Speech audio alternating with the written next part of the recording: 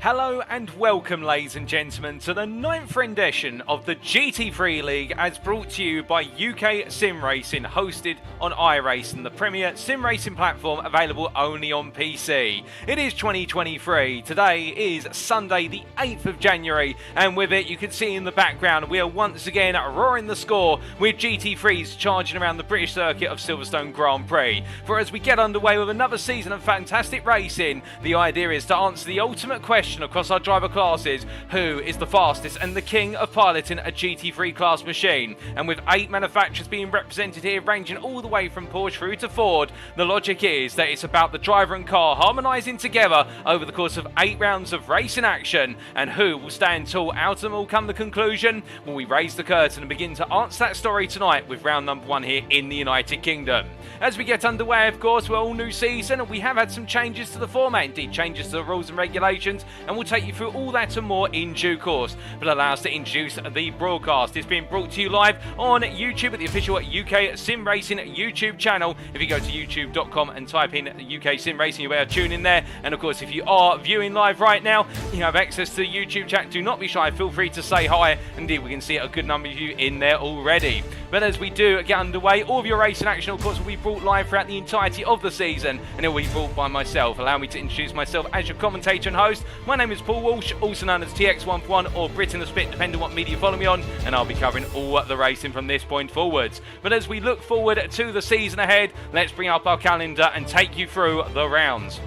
As we can see here, compared to the Season 8 calendar, where we had what was a total of 12 rounds on the schedule, we are running a condensed calendar for this season, only consisting of 8 rounds. But whilst we may have less rounds, it's not necessarily about quantity that oversizes quality. Instead, we're going for 8 quality rounds of racing action, and what better places to run to. Starting off, of course, with Silverstone for round number 1, our first sprint race round of the season. You'll notice that there are 6 sprint rounds and then 2 endurance rounds, mixing up the action. Our sprint rounds have changed compared to Season 8. Previously, you'll recall that they were 40 minutes in duration. Now they've been extended by a further 5 minutes to 45 minutes, which adds a little bit more complexity to the mix for a slightly longer race. And indeed, the strategy that has to play out there with an expected pit stop thrown in, and we'll take you why a pit stop's going to be thrown into the sprint races in due course. But we get underway today on the 8th of January, and in a week's time, with all the races happening on a weekly basis on Sundays, we'll be making our way from the United Kingdom across the Atlantic Ocean, or across the pond, as they like to say, to the United States of America for the Daytona Road Course circuit, and that'll be our second sprint on the 15th of January.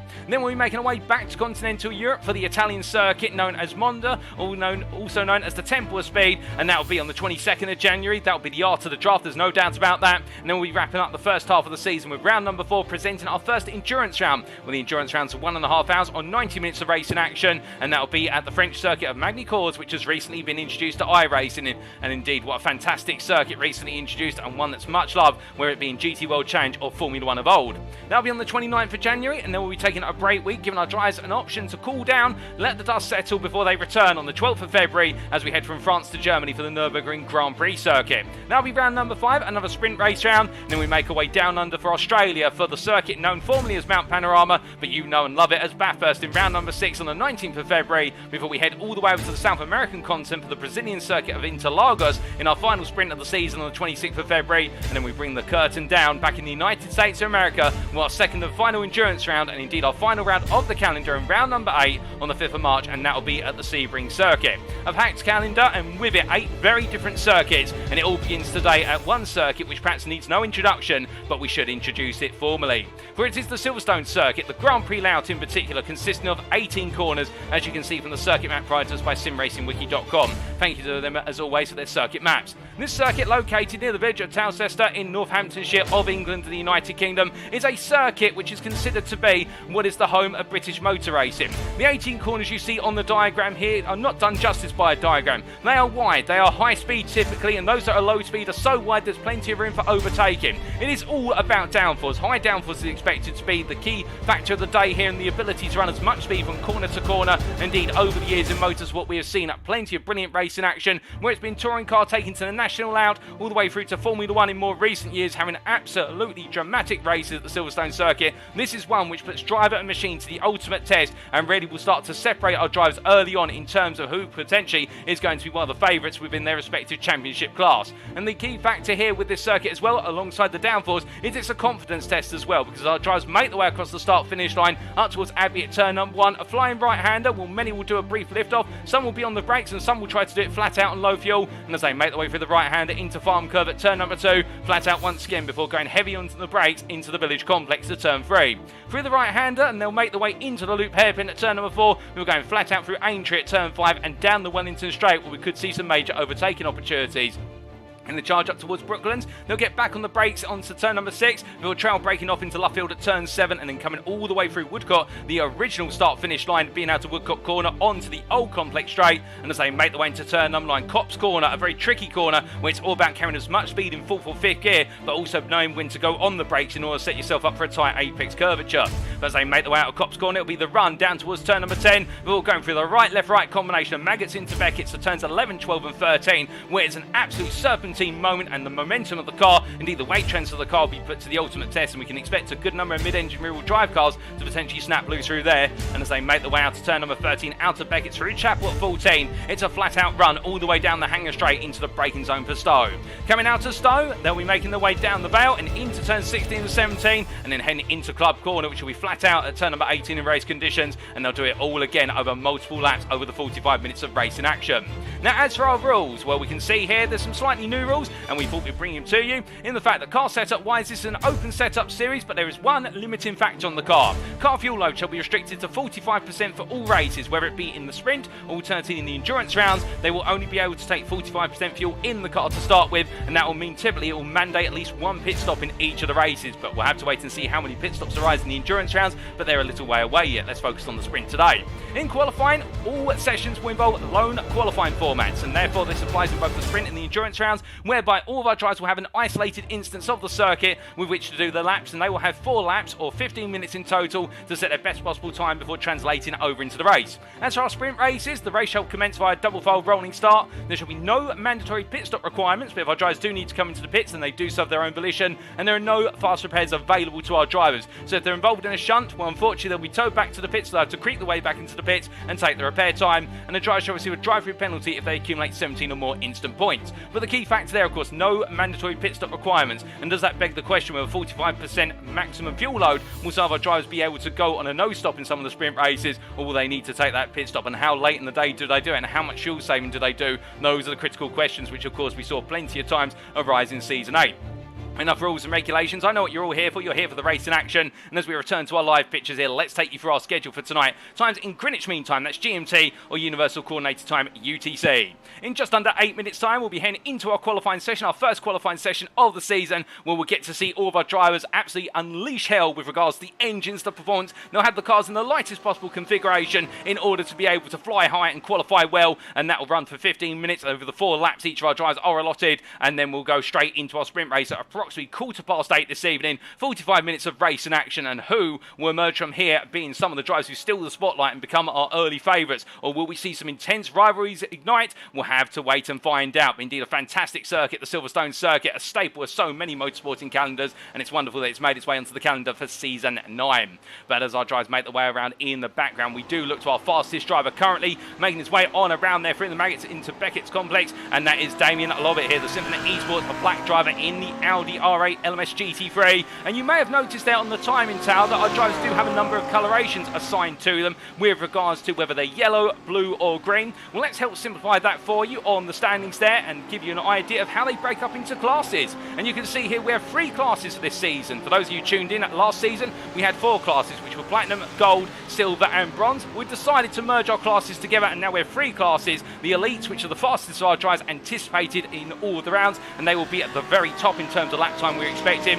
We then have the pros, who are in the midfield, and then we have the AMs, who perhaps not as fast as the pros or the elites, but still looking to give it their all and looking to make a name for themselves. And therefore there are going to be 3 drivers championships up for grabs, and on top of that as well, we do have a teams championship which also applies to this series, whereby you'll notice that Damien Lovett is racing for Symphony Esports Black, but we have other drivers racing for other teams as well, and it'll be about who can come away being the winning team come the end of it. We have the likes of Paul Smith from Ignium Motorsport as well, currently our fastest driver in the pro class in the Lamborghini Huracan GT3 Evo, Turbo, and as he makes his way all the way down into the right-hander of Cops very shortly, coming through right now, we also do look a little bit further down the field towards our AM drivers in particular, such as Frank Klein, who makes his way on through there for UKSimRacing Copa.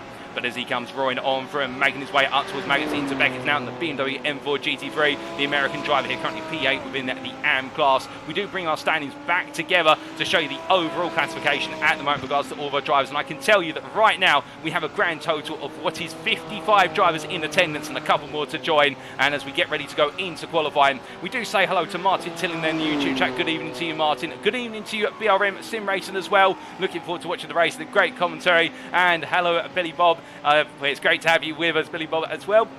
We also say hello there to Jacob Szymanski, who's saying race during Daytona weekend attendance may be low, as I stumble over my words there. That's the excitement going through my veins, I must tell you. Well, it may be that we may have low attendance at Daytona, but one thing we didn't point out is that we do have 2 drop scores available for all of our drivers, as we see Thomas Barjak making their way up towards the right-hand return at number 15. And, well, how will the drop scores work for this season? There will be 1 sprint drop score and there will be 1 endurance drop score. So you can imagine from rounds 1, 2, 3, and what will be also 5, 6, 7. Our drivers are permitted to drop 1 round, and with regards to the feature, in terms of the endurance rounds, our drivers will either drop round number 4 or they'll drop round number 8. And our drivers do not pick which round they choose to drop. It will be their lowest score from the rounds allotted at the end of the season. That will act as their drop score. So as our drivers make their way on around right now, we also say hello there to the Bad Gamer Zero, who's saying hello all. Come on, Ben Watiki. And we also say hello there to Ignium Motorsport JB, who's saying a special shout out to 2 Ignium Motorsport teams. We've got 4 drivers from Ignium Motorsports in attendance today. We do have Ignium Motorsport base team, i.e. their core team, and we also do have Ignium Motorsport Spark, albeit we'll find them on circuit eventually. But as we see John Eddowes here for UKSimRacing, Kimmy making his way all the way through. Where's the right hand here? Turn at number 8 Woodcock Corner and up towards Cops. But as he comes on through there and making his way on up, we've got plenty of drivers here, and some that we haven't quite loaded the data for yet, so you will notice every so often our timing tower will refresh. But of course, that's always the way at the start of the season, where everybody is joining. Some drivers joining at the last minute for the purposes of going into qualifying, but we'll make sure all their data's there, so that way when we do go racing in anger, well, you're going to be able to see who all the drivers are and keep in contact with regards to where they are out on circuit. But as we say hello there to Ignium Motorsport JB in the YouTube chat, we also see there Ignium Motorsport's Håkon Gristad, the Norwegian driver, making his way into left-hand there at turn at number 6. And as he comes on through, the number 37 driver here in the elite class in the McLaren MP4 12C. And, well, why should we raise an eyebrow with regards to Håkon Gristad? Well, he's a very fast driver and very fast in the McLaren MP4 12C. If you see any GT3 League, All 30 and iRacing official GT3 race, if you don't see Gristad in a McLaren, then something is probably wrong, because I can tell you from experience of watching him compete in a number of series, this man knows how to make the McLaren dance as he comes on through the right-hander of Cops and makes his way all the way down. But as we say hello there to Daz as well, who's waiting to join when his new wheelbase arrives, and we look forward to having you join us out on circuit, Daz. A lot of our drivers not currently out on circuit due to the fact they're currently going through a driver's briefing. Some of our drivers decided to take to the circuit when it's a little bit quieter in order to get some practice times in order to be able to just have a bit more breathing room going into qualifying. As we see Dean Powell here in the number 6 car racing as part of the pro class, making his way on around. But indeed, everybody now set and ready to go as the number 31 driver heads all the way up towards turn at number 1 once again, and we do continue to load our drivers' data in as more and more of them make their way onto the circuit.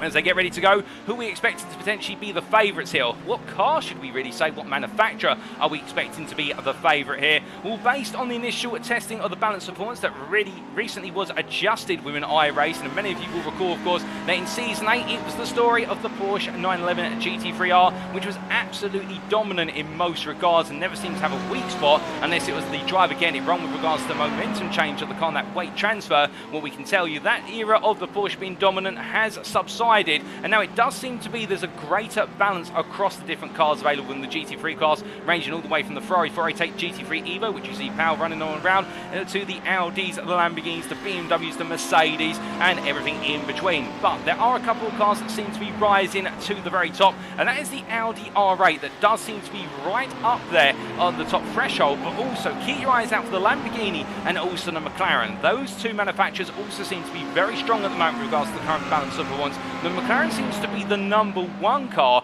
However, there is one condition on the McLaren being the #1 car. You have to drive the complete wheels off the car in order to be able to get the most out of it. And if you do not, you're either going to end up being a bit slower compared to your competitors, or if you can't keep it under control whilst driving it on the ragged edge, then you may just end up finding yourself in the grass or in the wall, and therefore it's not going to work out for you at all. So that will be the challenge, of course. It does seem as though the cars that are the faster cars win the current balance of performance require drivers to be right on the edge of their potential, and therefore that does add the risk versus reward factor with regards to, are you picking a car which is extremely fast, but then you have to make sure that you get it absolutely right from corner to corner, lap on lap, or do you go for a car that's a little bit slower overall, but in return is actually a little bit more compliant and a little bit more forgiving when it comes to you as a driver potentially making mistakes, particularly in those longer endurance races where you may end up finding that those mistakes come at the worst possible time. But as we see their power parking up and deciding to go back to the pits very shortly, we look to John Eddowes making his way on the round as he slides loose there at turn number 6, and the checker flag is out in this final practice warm-up session. It's time for us to go into the first qualifying session of the season. So as we head into qualifying, of course, this being a lone qualifying session for all of our drivers will be making the way on out briefly and onto their formation laps. We do just have to take a brief moment to tell you, ladies and gentlemen, that if you have been a long-time follower of UKSimRacing, if you've ever wondered how you can potentially give back to UKSimRacing and support us as a community, did you know there is a quick way to do so via our affiliates? As we see Daniel Thomas in the ProTech Motorsport Audi R8 making his way through Village and into turn number 4. For the thing is, UKSimRacing is affiliated with multiple sim racing and real-world motorsport companies, including Swello Meadows Sim Racing Coaching and Demon Tweaks. And if you do head to our website, which is uksimracing.co.uk today, there is a page where you can see our affiliates, and our webpage is right here, which you can see, and the discount stroke affiliate links on the top left-hand corner. And if you do click on that button, you'll be taken to a page where you can see the image logos of our respective affiliates, and if you do click on any of those images, you can make purchases through them, which result in discounts for you and a kickback to us. In turn, as UKSimRacing is a non-profit organisation, all of our affiliate earnings shall be invested back into the community to fund future series, and additionally some of our affiliates provide discount codes which are available in the UKSimRacing Discord. So you're not part of the Discord already, why not join today? And do remember, a little purchase can go a long way in supporting UKSimRacing, but also supporting your real world and sim racing motorsporting ambitions. But as we talk about things going a long way, a good qualifying lap is going to go a long way for our drivers here in the opening qualifying session today, and indeed it's a little bit of an intimidation factor as well, because a lot of drivers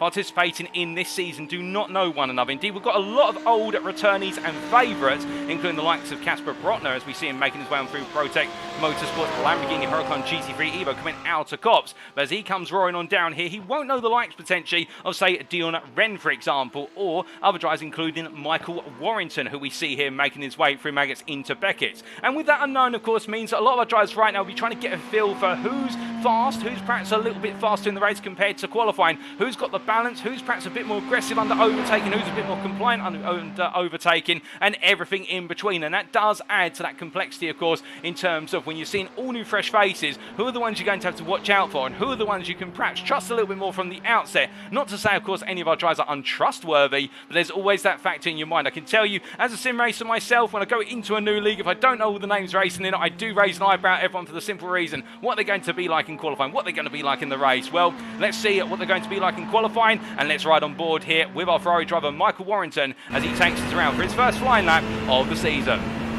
Making his way into turn number 1 here, braking into the right hand, in fact to lift off there rather than on the brakes in 5th gear, and then coming into left-hander at turn number 2, and onto the brakes into Village at turn number 3, braking at 100 metre ball, coming all the way down to 1st gear, and letting the car glide in before bringing over to the right-hand side for turn number 4. And as he comes through the hairpin here, takes a little bit of the apex curvature, and as he makes his way on through, you can see that by tapping the curb, he's caused the car to lift, and that's caused him to delay and getting back on the throttle. But as he comes charging through turn number 5 and down what is the Wellington straight up towards turn number 6, he'll shortly be going onto the brakes here for turn number 6 and coming all the way down the gearbox, trail braking into 2nd gear. That was absolutely as smooth as butter as he makes his way into turn number 7, all the way through, waiting for the bump in the middle of the road, hits the bump and then gets back on the throttle and builds the throttle up as he now exits out and heads towards the second half of the lap. A nice opening after that, a couple of small mistakes that he can iron out in subsequent laps, and as he makes his way now up towards turn number 9 into Copse Corner, let's listen in. Braking there at the 50 board down to 4th and then getting back on the power just before he hit the apex curve, and now charging all the way up to Maggots into Beckett and getting ready to go into turn number 10. Flat out initially, now braking in a straight line, dropping 1 gear, now heading into turn number 12 here, dropping a 3rd, lifting off the throttle, bring the throttle back in to settle the rear end down, and as he makes way for the right hander of 13, building up the throttle immediately. The longer you wait to get on the throttle and the more lap time you lose, and indeed as he makes his way now down the hanger straight, getting ready for turn number 15, he'll look to his left hand side for his brake marker, and it will be the 100 metres board or just beyond it as he gets onto the anchors, dropping down to 3rd as he rolls his way through. Nice early apex, gets on the throttle gradually, a little bit of understeer creeping on the front end there of the Ferrari, and I think he might want to dial that out the next time he runs on through. And as he comes into turn 16, 17, he left into right, goes a bit deep at 16, brings the car just about back together for 17, but you can see there a little shake on the steering wheel, and I think it might be the case that for our Ferrari driver not too pleased with his opening lap, and still plenty of time to go, but still a nice lap from Warrington as he makes his way now down towards turn number 1 once again.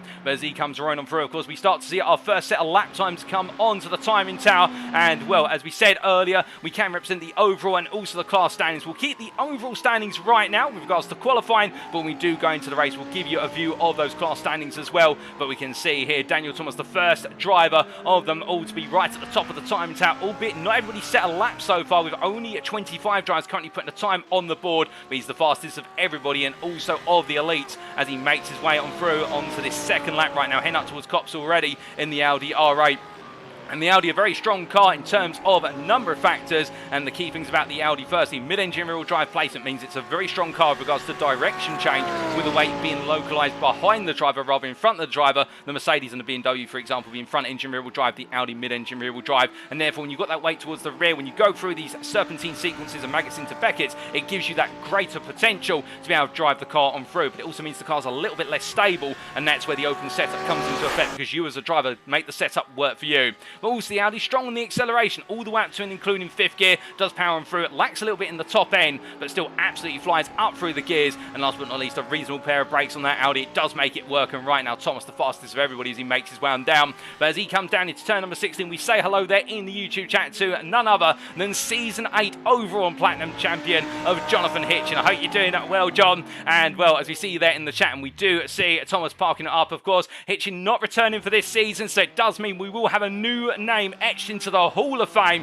with regards to our top class come the end of this season. Indeed, Hitchin placing a very high bar at the end of season 8, and can anybody come close or match that? Well, I can imagine one or two will try to do it, but will anybody be able to echo his footsteps? As we see here, what is Alex Gaines making his way on through turn number 7, and the Frenchman right now making their way through the right hand and the BMW M4 as they come rolling on through. And we are expecting the M4 to be a little bit weaker here compared to some of its other competitors. The BMW M4, some would regard it as perhaps the least exciting GT3 of them all, for the simple reason it's quite a boxy car in the way it drives. It's a very stable car, and that's the one good thing about it, which means in longer races, if you can count on one car that's probably not going to see you go to the grass at any point, no matter how hard you push it, it's the BMW M4. But the downside, of course, is where there's less risk, there's potentially less reward in the car. But then again, our BMW drivers will definitely try to prove that point wrong, as we see again making their way through at turn number 13 and up towards 14. We come charging on through the left-hander and now flying down the back straight here, currently placed in P31 overall, that's P11 in class, and heading the way on down here on what is their second lap under flying conditions. And as they make the way into turn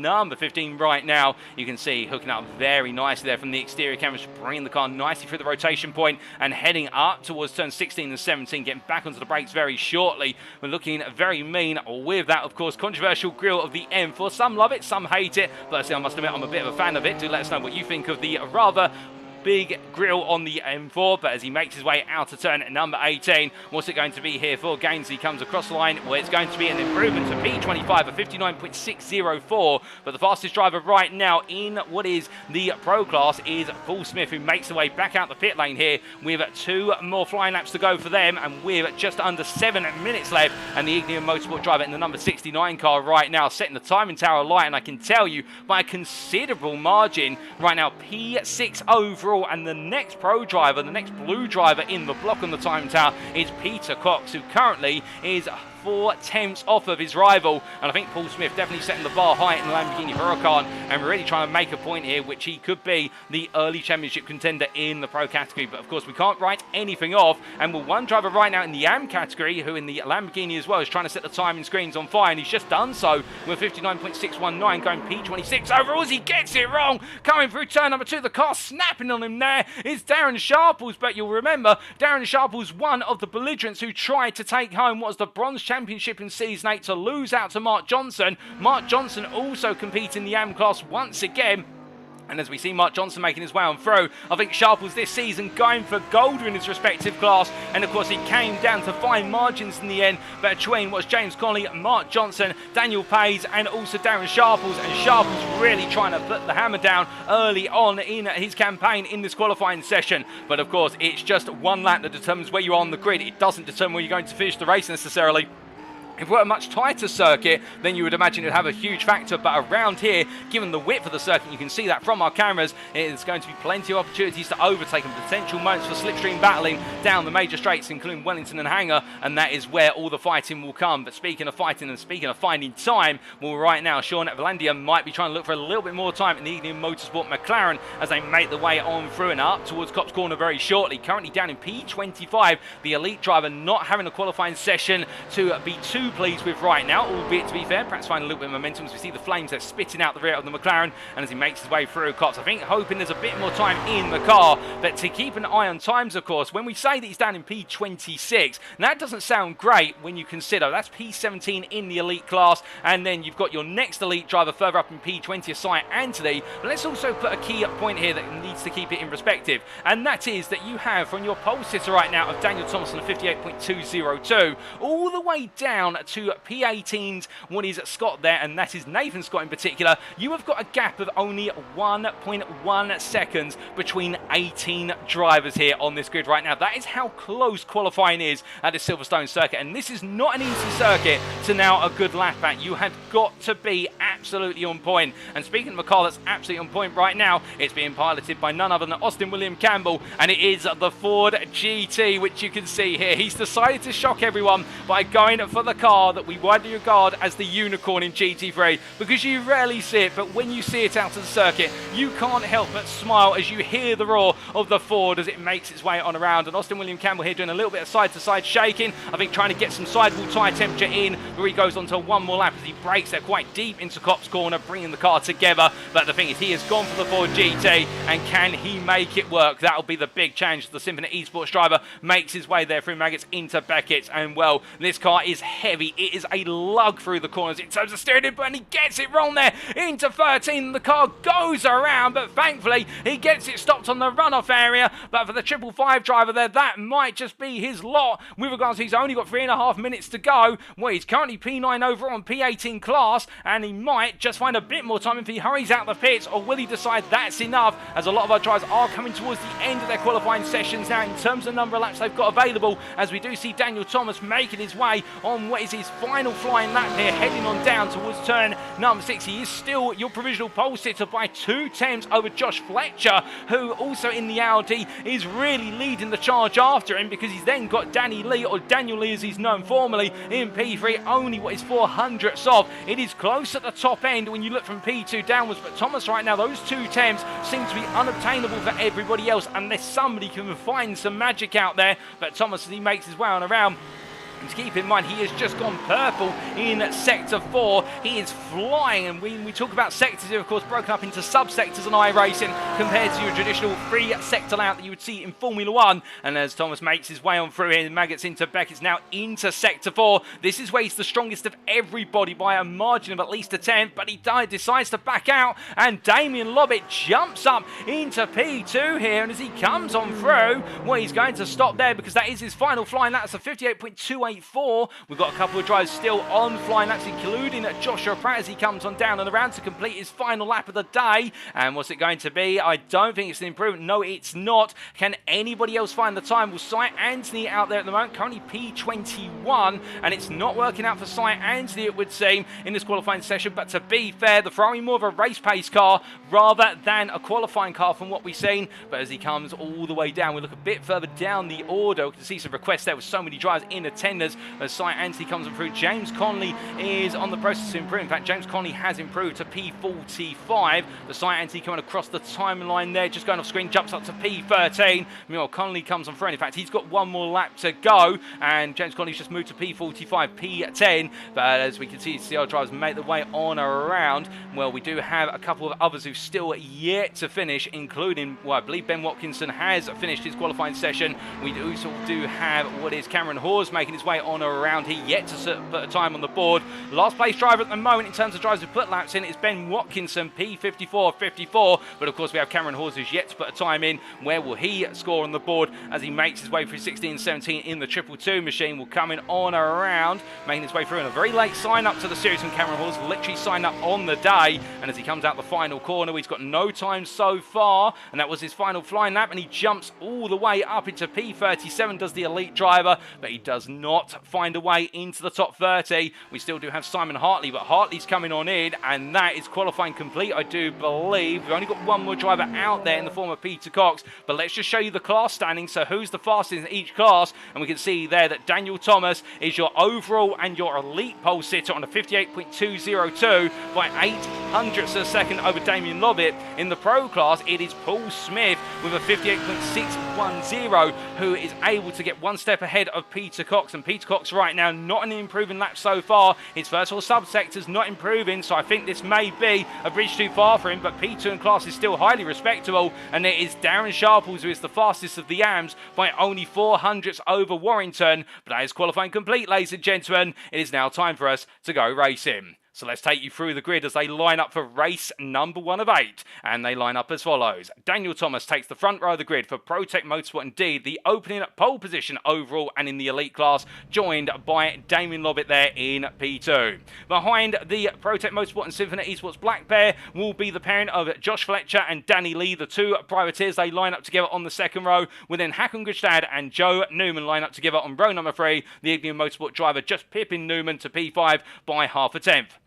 Then Matthew Crisp starts off row at number 4 with Ignium Motorsports Paul Smith, the pro pole sitter, P8 there. And then we have Austin William Campbell and Martin Tilling completing the top 10 on row at number 5. On row 6, it's GT3 Sam Congreve with Joshua Pratt from Tiki Simsport Tower alongside. And then behind them on row number 7, it is Cy Anthony and Stephen Masters, with Cy Anthony, the privateer, being paired with the Tiki Simsport Tower driver. And then behind them on row number 8, it's ProTech Motorsports Ryan Moles. And then it is the pro driver, the next pro driver of Peter Cox for UKSimRacing. Then on row number 9, it's the elite pair, one from SimRacing and Nathan Foster, the other from ProTech Motorsport of Sam Sherwood. And then completing the top 20 is Nathan Scott and Dion Wren on your 10th row.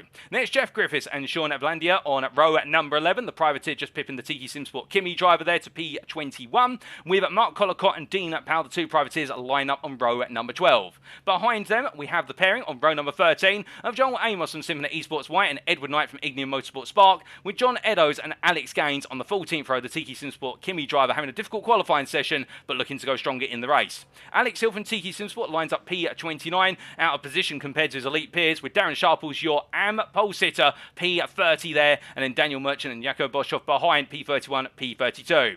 We then have Michael Warrington from Tiki Simsport Carmate being joined by Old Dudes in Cars Casper Brotner, who's P34 on the 17th row, and then we have Chris Edison and Aaron McGregor line up on the 18th row, and then on the 19th row it's Cameron Hawes and Colin Patterson, with Mark Johnson and Martin Fernie line up P39, P40.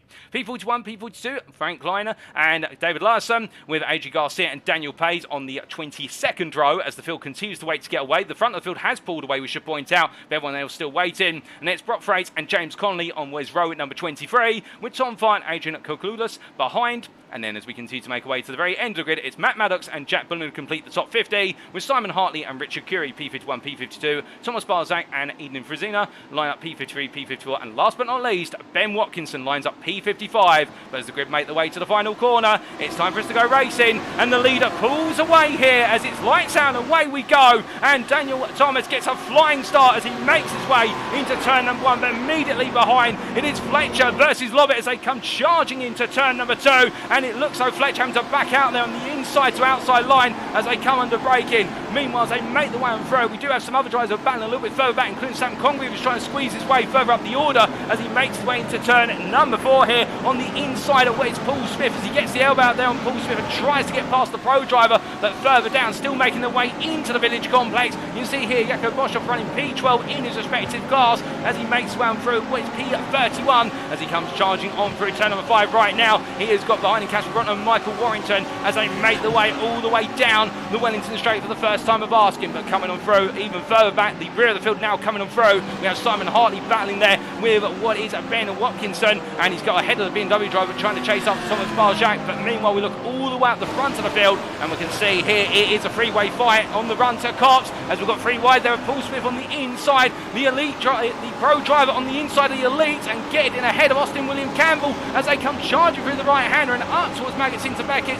They come on down and these three still refusing to back out as Martin Tilling hooks in behind and Austin William Campbell finds his way on through as they make the way in the snake line formation heading up towards turn number 13. Now as they come on down, we do have some other drivers making the way on in, trying to take looks at moves, including Sam Sherwood who tries to find his way past Stephen Masters, and then we've got a driver off there and that is Paul Smith, the pole sitter in the pro class who's gone to the wall, and we'll try and take a look back at that shortly with everything happening right now. We'll look further ahead for the time being, and there's Joshua Pratt putting pressure on Ryan Moles. In fact, Ryan Moles behind him getting past Sight Anti, and Pratt trying to put pressure on Martin Tilling in front as Moles gets ahead there of Sight Anti slightly off camera, and then you have Nathan Foster who's now trying to take a peek round the outside as they make the way through turn 16 and 17.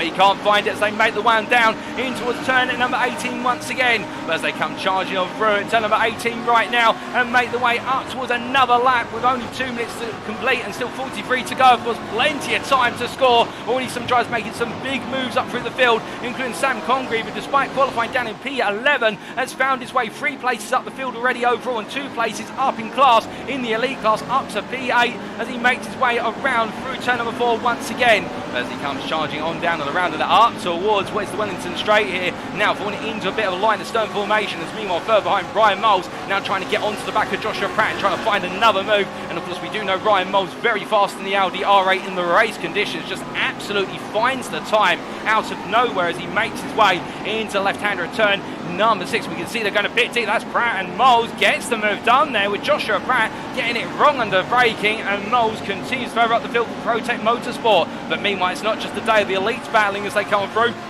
as we look very shortly back to Dion Wren, but before we do, that's Sight Anti picking his way past what is Nathan Foster and Ryan Moles as well, as the Welshman in the Ferrari on the inside there chasing after Pratt as he comes through, but he can't find all 3 of the Audis. He gets 2 of them, but the Audi driver flying higher, but now he's got the return runner Ryan Moles here trying to go around the outside to inside, but Moles backs out there I think quite sensibly and lets it go. Further back we can tell you that Dion Wren is now your leader in what is there the pro class. He makes his way into Maggots and Beckett, but as the privateer makes his way on out here and heads through Chapel, where he's got the pressure of Nathan Scott just behind as they make the way down the hangar straight, and as they come underneath our camera here you can see how Nathan Scott and Peter Cox are focusing on battling one another, and Dion Wren is being given a bit of a breather for the time being. As meanwhile further back we do have Darren Sharples here, who in return leading the AM class. He has got a number of drivers between himself and his AM peers. He's got Sean Valendia, Daniel Merchant and Jakob Boschoff as they make the way through turn number 15 and up towards 16. But as they come charging on down right now, we look further back in the AM class here, we can see that Brock Freights in the Ferrari there in what is the rear of the 2 Ferraris, trying to find his way around Maddox as he goes a little bit deep there into turn number 15 to try and get the cutback line, but all he's done, he's left himself open to Richard Curie in the BMW M4, who's now going to try and look for the run, but he hasn't got the speed coming in the run to turn number 16. But Curie definitely looking at opportunities, as meanwhile here we can see Richard Curie and Jack Bullen coming together, and the TE Sport Kimi driver will holding position versus what is Curie as they make the way on through. In fact, Curie just a bit further up the road, and behind that is Tom Farr, and Farr quite a way down in the pro class right now, P16 in the class, the last of the running pro drivers. We've got Paul Smith and also Fernie out in the pit lane at the moment, but meanwhile Farr the last runner in the pros, but he's still got time in which to try and make up lost ground. But as they come charging on through turn 3 into 4, we do look back up into the elites for a moment, and we look to Matthew Crisp here as he comes on through turn number 8, coming through Woodcock Corner, and now he's got the pressure of Joe Newman behind him as we look back from the rear of the privateer's car. As the Lamborghini pulls its way into the right-hander, of course, the Audi behind and the Lamborghini will look riding on board, looking back from both powered by the same V10 Audi engine as they make their way into Magnus and Beckett. As they come charging down right now, the number 97 driver here at Crisp, not showing any signs of being phased at the moment, just trying to keep cool and keep it calm as he comes out and into Chapel, but as he roars his way on out now, making his way all the way up towards turn number 15. Well, it's going to be a challenge for the Briton here. Can he keep that Audi at bay in the tow?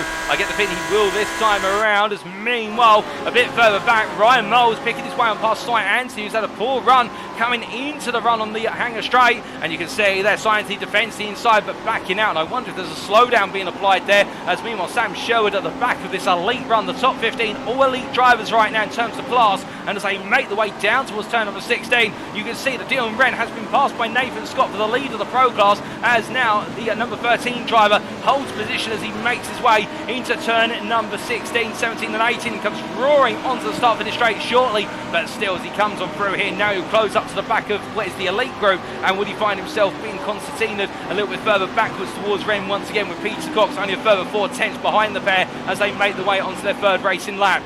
It's that full racing lap, we should clarify there, as they've just completed their third lap, and as they make their way into the braking zone for turn number 3, looking further back there, we can see Dean Powell taking a little bit of pressure from Edward Knight, and where Edward Knight looking for the move on the inside, he can't find it, has had to back out, but the Ignium Motorsport Spark driving now under pressure from Alex Gaines, who looks in return, as we've got a driver off there, and that is John Eddowes, who just went slightly deep, and as a result, Alex Hill creeps on through, and Hill, of course, having to try and recover his way up through the field, as the TeSimSport driver here now up into what is P24 overall, but still P16 in his class, and he makes his way on through the elite driver here, not gaining too much traction early on and taking his time and gaining his way through the order, but of course settling down into a rhythm. But as he makes his way through turn number 7 and up towards 8 very shortly, we'll look back to Dion Wren, who in return now under some pressure, as you can see, trying to put the pressure on what is Nathan Scott, but Peter Scott looks on the inside in return, and Wren there has to go a little bit deep as we've got a car sliding wide, and that's Jeff Griffiths, who just catches the car in time before it goes on around. But looking back to the battle between Peter Cox and what is their Dion Wren, and Cox gets ahead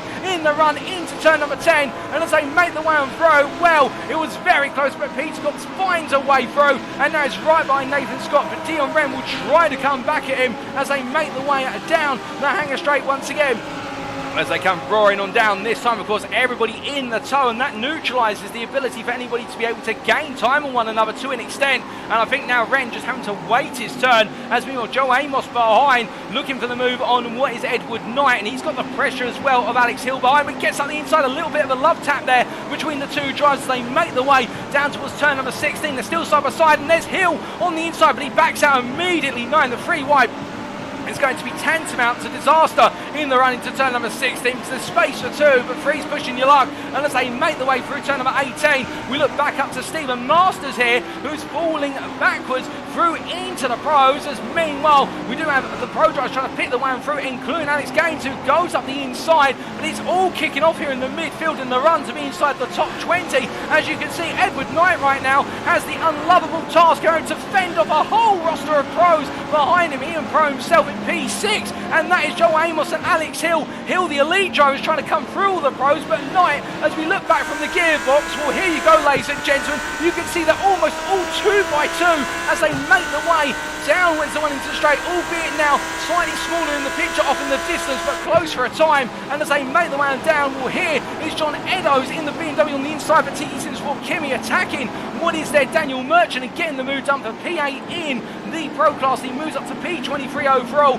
but meanwhile back in the AM class here, here's your AM leader also taking onto the back of this long train that runs from what is effectively P19 down to, this is overall we should point out, runs all the way down to P35, and Casper Brockner right now, who is P26 in this mix, he's ahead of Darren Sharples and Aaron McGregor, as we can see that Aaron McGregor on the Audi just taking a quick look at Sharples, couldn't find it, as a slow run out of Cox Corner. Now Michael Warrington looks to go around the outside for TeSimSport Car Marte as they make the way into turn number 10 and 11, can't find it, and has to back out and return, and now has to wait and lose the run on his rivals. They make the way on towards the hangar straight once again, but it's really kicking off in the AM class in the battle for the top 3 right now as they make the way down towards turn number 17 very shortly, but by that they've got to go through 15 first, and as Warrington heads in towards the braking zone here shortly, I think he's going to be more worried about Jeff Griffiths behind him now in terms of will the pro driver trying to snake his way past him, and then he's got Chris Edison, David Larson and Mark Collicott behind. 4 pro drivers who are out of position compared to their peers further up the road, but that's what happens of course when you have these multiple classes. They start to interdict on one another, and therefore they really start to mix things up as they make the way on around the circuit, and that leads these little isolated pockets of battling, and where you have to, as a driver in your class, make the decision: do you try and keep the other classes behind you for a time, or do you decide to let them go? Well, meanwhile, one driver has no such challenge. That is Joshua Pratt. Instead, his challenge is a fast flying Martin Tilling in the McLaren there, who looks up the inside in the run down Wellington, and as he heads into turn number 6 here, will he get it on the brakes? My gut feeling says Tilling's going to go all in here and try to get it done. He gets ahead on the corner exit, and he gets the door shut as the Copa driver GT3 moves up into P9 overall and in the elite class as he makes his way now on to the old start finish straight. As he comes charging through Woodcock corner here, you can see how Pratt, Moles and Foster behind the Audi army are looking to try and take on the McLaren driver as he makes his way on through, and a bit further up the road, one Audi under a lot of pressure from the McLaren is Joe Newman, who as he makes his way in towards the latter half of the lap now, Hackle Gustad tries to go around the outside to inside. The McLaren driver there lifting off briefly, and behind Sam Congreve trying to get in the mix as we ride on board with the iRacing driver in the Audi R8, and you can see trying to help his teammate out, but at the same time also wanting to gain some ground for himself. But Gustad there really trying to dig in and go hunting after Newman as they make the way in the long charge up towards turn number 16, but as they make the way into 15 first, onto the brakes they go, and Austin William Campbell behind this group of course in the Ford GT. He'll have the run on the straights but less so in the corners, and as they come down towards turn number 16, onto the brakes they go. They all stay in position as they roll the way on through, but the iRacing driver Congreve definitely looking to try and make a move sooner rather than later. He's getting closer and closer from apex to apex, and I think it's only going to be time before he tries to force the issue. Meanwhile, speaking of trying to force the issue, we have had a change for P2 overall as Danny Lee, the privateer in the Ferrari 488 GT3, makes his way up into P2 ahead of Damien Lobbit. And how did that happen, I hear you ask? Well, we'll find out very shortly as they make the way into turn number 4. And in fact, here's the replay. Well, this was only moments ago as they made the way up towards turn number 15, and Lee, they're so close to reach out and touch the rear wing of the Audi in front and decided to go all in there on the brakes. Lobbit staying to the outside and trying to get the cutback run, and as they made the way down to turn number 16, you can see Lee having to defend hard here to make sure that the ground he gained stayed with him, but in the end getting the door shut as he went on to the brakes through turn number 17, and he made it count as we then return to the live pictures. And well, now we see that Lee has got himself a nice 7/10 of a second gap between himself and Lobbit as they make the way onto the old start finish straight. But as they come roaring on through, we look a bit further down the field to Aaron McGregor here, the AM driver running P3 in class right now. What is P28 overall as he comes charging on down towards turn number 6 once again, and trying to go all the way around the outside of him. Well, battling side by side there, that is none other than Daniel Merchant, who's trying to make the move as the pair of them come on through. Daniel Merchant on the inside in the Lamborghini and trying to make haste, and Daniel Merchant not in the same class. Pro driver trying to pick his way through, and this is the problem of course for McGregor. Does he fight this? I think for McGregor he needs to back out because he's got Jeff Griffiths behind. And if Griffiths sees that Merchant's able to clear the Audi driver, he'll want to come on through as well because he'll want to hunt Merchant down. And I think right now McGregor might just be digging a little bit too hard, but this will be the time it tells who's going to back out of the pair of them as they come in the run into Maggots, into Backets, and in the end, well, you can see here McGregor holds it just about as they make the way through 13 into 14, and he comes on out the corner right now, continues to frustrate Merchant. But to be fair as well, with it being a whole new season, perhaps not everybody knows who they're racing with in particular classes, and that can happen of course. And right now McGregor definitely defending well, but I wonder when he'll be informed that you don't need to defend this as Merchant tries to go all the way around the outside, but he finds himself understeering a little bit there and has to back out as McGregor continues to keep the pro drivers at bay. And look at Jeff Griffiths on the inside of Merchant into turn 16. Griffiths doesn't want to wait, he's on side by side right now as he tries to go all the way around, but Merchant keeps his nose in, keeps his car in and says no, you're not coming through. But as they make the way out of the final corner and onto the start finish straight here, these two pros battling for P10, and finally it looks like Griffiths finds a way through, all bearing to go off track slightly, and Daniel Merchant drops to P11 in class, P29 overall as he comes into Village Corner corner, but as they come through turn number 3, they behind them have got Michael Warrington and Chris Ederson.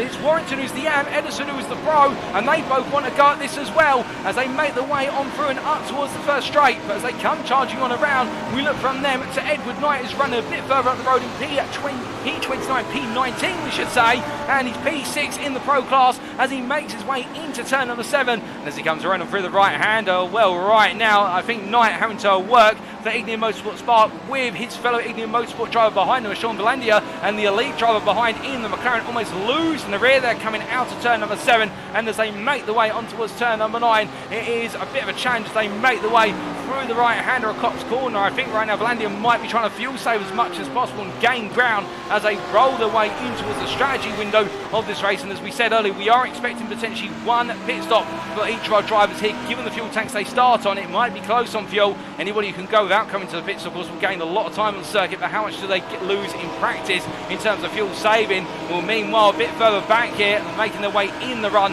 Maggots back as we can see Mark Johnson, the UKSimRacing driver there in the Lamborghini Huracan, trying to attack the rear of James Connolly. And well, these two no strangers to one another, of course, two of the major rivals in the bronze class in season 8, and now battling under the AM banner, both of them looking to prove a point over one another. And I think for James Connolly, of course, with luck not necessarily going his way in the early half of season 8, he wants to make a staple start here, which is he really wants to get the upper hand on the reigning bronze champion as they make the way out of turn number 15 and down towards 16, and Connolly doing exactly that right now.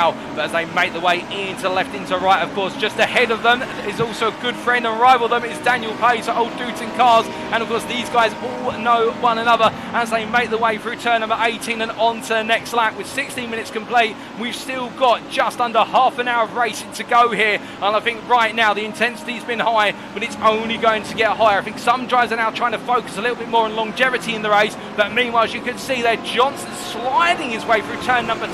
The car almost cutting loose on him under braking into Village. Some of them are trying to push it even further as the fuel comes out the car. But meanwhile, as we've looked further down the order, we should point out that we do have a couple of drivers who are in the pits at the moment. Indeed, a number of drivers in the pits and some who have retired, and those drivers include Stephen Masters, who are in the pits, also Colin Patterson and Sam Sherwood. We've also had the retirements of Josh Fletcher, Paul Smith, Martin Fernie and Cameron Hawes. And the last of our runners right now, I do believe, unless I'm mistaken, is Ben Watkinson. I think we've also had a retirement from Mark Collicott quite recently. So Watkinson is the last of our runners you see him here, P47 overall, and what is P18 in the AM class. But meanwhile, as he continues his way on through, we look all the way back up to the top 10 here, and we can see Martin Tilling right now, the last of the runners inside the overall and the elite top 10. He has got Ryan Moles still behind him, and Tilling here going to fence in the middle of the road, but then bringing it back over to the left-hand side from his perspective, the driver right inside of the camera, because the Tiki Sim Sport Corporate driver looking to hold off what is Ryan Moles. They make the way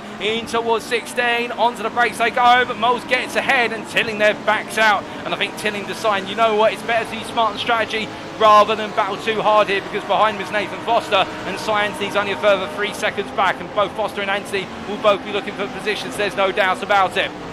As they make the way onto another lap, charging into turn number 1. They stabilise for now, as meanwhile up front, one driver here who is looking absolutely unconquerable right now as he continues his way on through, and behind him that is Stephen Masters, who is a lap down. It is none other than Protect Motorsport's Daniel Thomas, the Welshman, who you remember, of course, in season 8 was the master of strategy in terms of when he couldn't beat Jonathan Hitchin in race pace, he found a way to do it through the way he ran his pit stops. And that's the thing with Daniel Thomas here now, with the leash unleashed off of him with regards to Hitchin not being in attendance in season 9. He really now does have that opportunity to fly high right from the start, and that's not to belittle him here, but I think with the fact he's been able to take this lead right now, 4 seconds to this man behind Danny Lee, and then Damien Lovett 1 second behind him. It is Thomas who really is trying to put down the marker at Silverstone here today and really say to everyone, I'm the guy you've got to catch. But meanwhile, speaking of guys you got to catch, we do have Mark Johnson here who's just found his way past what is James Connolly, as Connolly looks to come back. This is battling for P6 in the AM class.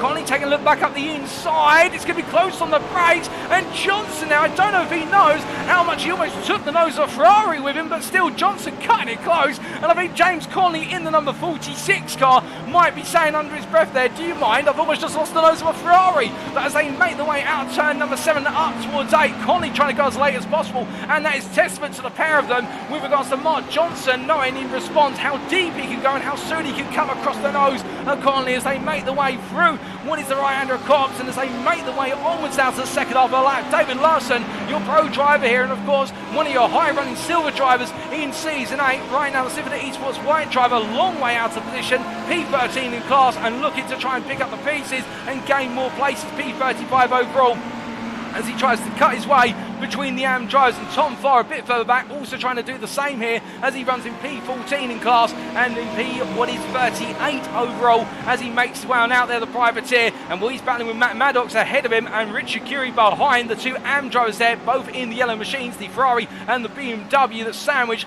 the blue Lamborghini of Tom Farr as they make their way into turn number 15. But as they come on view, Curie here trying to get on past, of course, the Team Zor driver, ZOR, I believe it's an abbreviation potentially for something, but as he makes his way on down here, he wants to try and get on through, but he's also got the change of Adrian Garcia, who the Azor driver as well, the two teammates here, the Spaniard trying to work with his fellow teammate to gain some time in the race, but I think they both might need to pit their way past on far for the simple reason they might be losing a little bit of time. In fact, Garcia getting a really nice run out the final corner, coming out of club corner, and now going into turn number 1 here, but he backs it off again, I think trying to do some fuel saving, that will gain them some time later in the race, should that pit stop be required. But as they make their way through turns 2 and into 3, no change at the moment between these two. As a bit further back we do have Frank Klein as he makes his way into the right hand of a Tiki Simsport Copa, going through 3 and into 4, but it has calmed down right at the back of the AM class in terms of the space in between drivers. But meanwhile we look back up to James Conley, who runs in the midst of the top 10 of the AM class here, P7 in class, P34 overall, and you can see here the privateer really trying to push on, but he has still got David Larson behind him. Mark Johnson in fact is now creeping away after making the move on Conley, and we take a look back very shortly exactly how that move was made by Mark Johnson for the position if we can get that on the replay. But as they come making the way on down towards what is termed number 9 here into Copse Corner, I think Conley now really having to look behind him with the pressure grind, but this is how the move was made. In fact we'll wait just before we go to the replay in case David Larson and Brock Freight's try to get into the mix here versus Conley. And remember, Brock Freight, AM driver here behind the pro of Larson, he wants Larson out the way so that way he can go on the offensive versus Conley, but right now no way through. And as they wait for a brief moment, we get an opportunity to take a look at how Mark Johnson past James Conley. Was they made their way on the previous lap, coming out to turn at number 4 and up into 5. Johnson getting onto the inside on the exit of 4, and that's how he got the run. But then look at how the Ferrari just staying so close as they made the way in the long charge, and onto the brakes they went, and in the end, well, it was by fine margins, and Johnson there could not have timed that any closer. I think there wasn't more than a hair's width between the rear of that Lamborghini and the front bumper of that Ferrari, but Johnson nailing that to the post. And as we return to live pictures, we do have a number of drivers who are now making their way into the pit lane for what we believe will be their scheduled stops, including David Larson, also Brock Freights. We've got Alex Hill in as well. In fact, Hill coming in previously and now making his way on out of the pit lane at the halfway point. And also that is the big question as well with regards to the pits. When do you come in? Do you come in at the midpoint and naturally break the race into 2? With all our drivers only expected to take fuel, we're not expecting anybody to take a new set of tyres for the simple reason the race duration would not normally warrant that, albeit the tyre model in iRacing has been updated for GT3s, and normally the tyres now not lasting more than 60 minutes. Whereas previously they could be double stinted quite aggressively and go onwards of 60 minutes. But as we see Joe Newman making his way through turn number 13 into 14 here, the Simran Racing driver pressing on right now in the 997 car, and as he comes charging on down all the way in towards turn number 15, we can see they're bobbing and weaving, and with Crisp behind him. In fact, Newman has found his way past Matthew Crisp off camera, we should point out, in the hunt for P5 overall and in the elite class. That's how important the tow is here, with everybody being quite equally matched, particularly when you're running similar machines in terms of the Audi and the Lamborghini. And Hakon Gustad decides to get out of the traffic jam and make his way into the pit lane. I think for Gustad that may be a good call here, because I think Crisp and Sam Congreve right now caught in this situation where the privateer is in the Sam sandwich, and as they make the way on towards turn number 1 once again, you can see the Ford GT lurking behind of Austin William Campbell, and the 555 driver here, no stranger to fuel saving as well. We know he can do very well with regards to keeping the fuel in sipping mode rather than drinking it down, and as he makes his way into turn number 3 right now, he's just staying there within arm's reach, and I wonder if William Campbell can potentially leapfrog a number of drives in the pit lane. But as pit stops continue to go, indeed, a lot of frantic action in the pit lane. As I look out my commentary box window, we continue to watch it, the run in the battle for what is P3 on circuit, but effectively with the pit strategies ongoing, P4 in class and overall position, this being the elite class, and Joe Newman holding on right now, but Crisp and Congreve just behind as we continue to see them making their way, only separated by 6/10 from nose to tail, and Crisp, I think, really now starting to wobble a little bit as he goes a bit deep. They're coming out to the right hander of 7 and making his way on towards Cops Corner at 9 as they cut through Woodcote, and I think for Sam Congreve, he's now got to decide, does he pounce or does he pit, because he's got to make a decision soon. Running this close for so long is only going to cost him time, I think, given that Chris is starting to just lose a slight edge in that Huracan. To be fair, he may find it again, but I think the pressure is building as they make the way through Maggots and Beckett's and head on through down the Hanger Straight very shortly. But meanwhile, further back in terms of drives, we're all caught up in the mix here. Here is AG Garcia, the Amjo, who's currently being passed his inside by Cy Anthony. Now, why do we call this about being caught up in the mix? Well, for the simple reason, Cy Anthony's just pitted. Meanwhile, Garcia has yet to pit. The elite driver does make his way out the inside there, and behind is Alex Hill, who's already pitted as well. But the Zor driver here, Garcia, has yet to pit, and therefore Hill will want to clear him as soon as possible. And that's the thing, if you pit early or you pit around the time when everyone's going to pit, you end up in this horrible overlap. And when you're running in the midfield and everyone's running on quite similar pace across the classes, it should be said, and that's something we need to know, and then it does lead to you tripping over other drivers and losing time by pitting earlier than some. But meanwhile, speaking of drivers coming into the pits, we've got pretty much the top 10 all coming in here with Thomas, Lobbit, also Newman, Chris, Congreve. They're all piling on in here. They've all gone as long as they can go, and well, who's going to come out on top of them all? As meanwhile, well, we're going to be seeing for the first time this season, it will be a pro driver who leads a lap of the race. It's Peter Cox and UKSimRacing who decides he doesn't want to pit yet, and he continues on his merry way. As meanwhile, Daniel Thomas comes out the pit lane ahead of Lobbit. And Damien Lobbit makes his way on out, but very importantly, look who he's just jumped ahead of. It's Danny Lee behind, and the gap is a second. So in terms of their stationary time, Damien Lobbit spent 3 seconds less being served in the pits, both with very similar pit entry and pit out times, but it all came down to the stationary time and Danny Lee losing a place.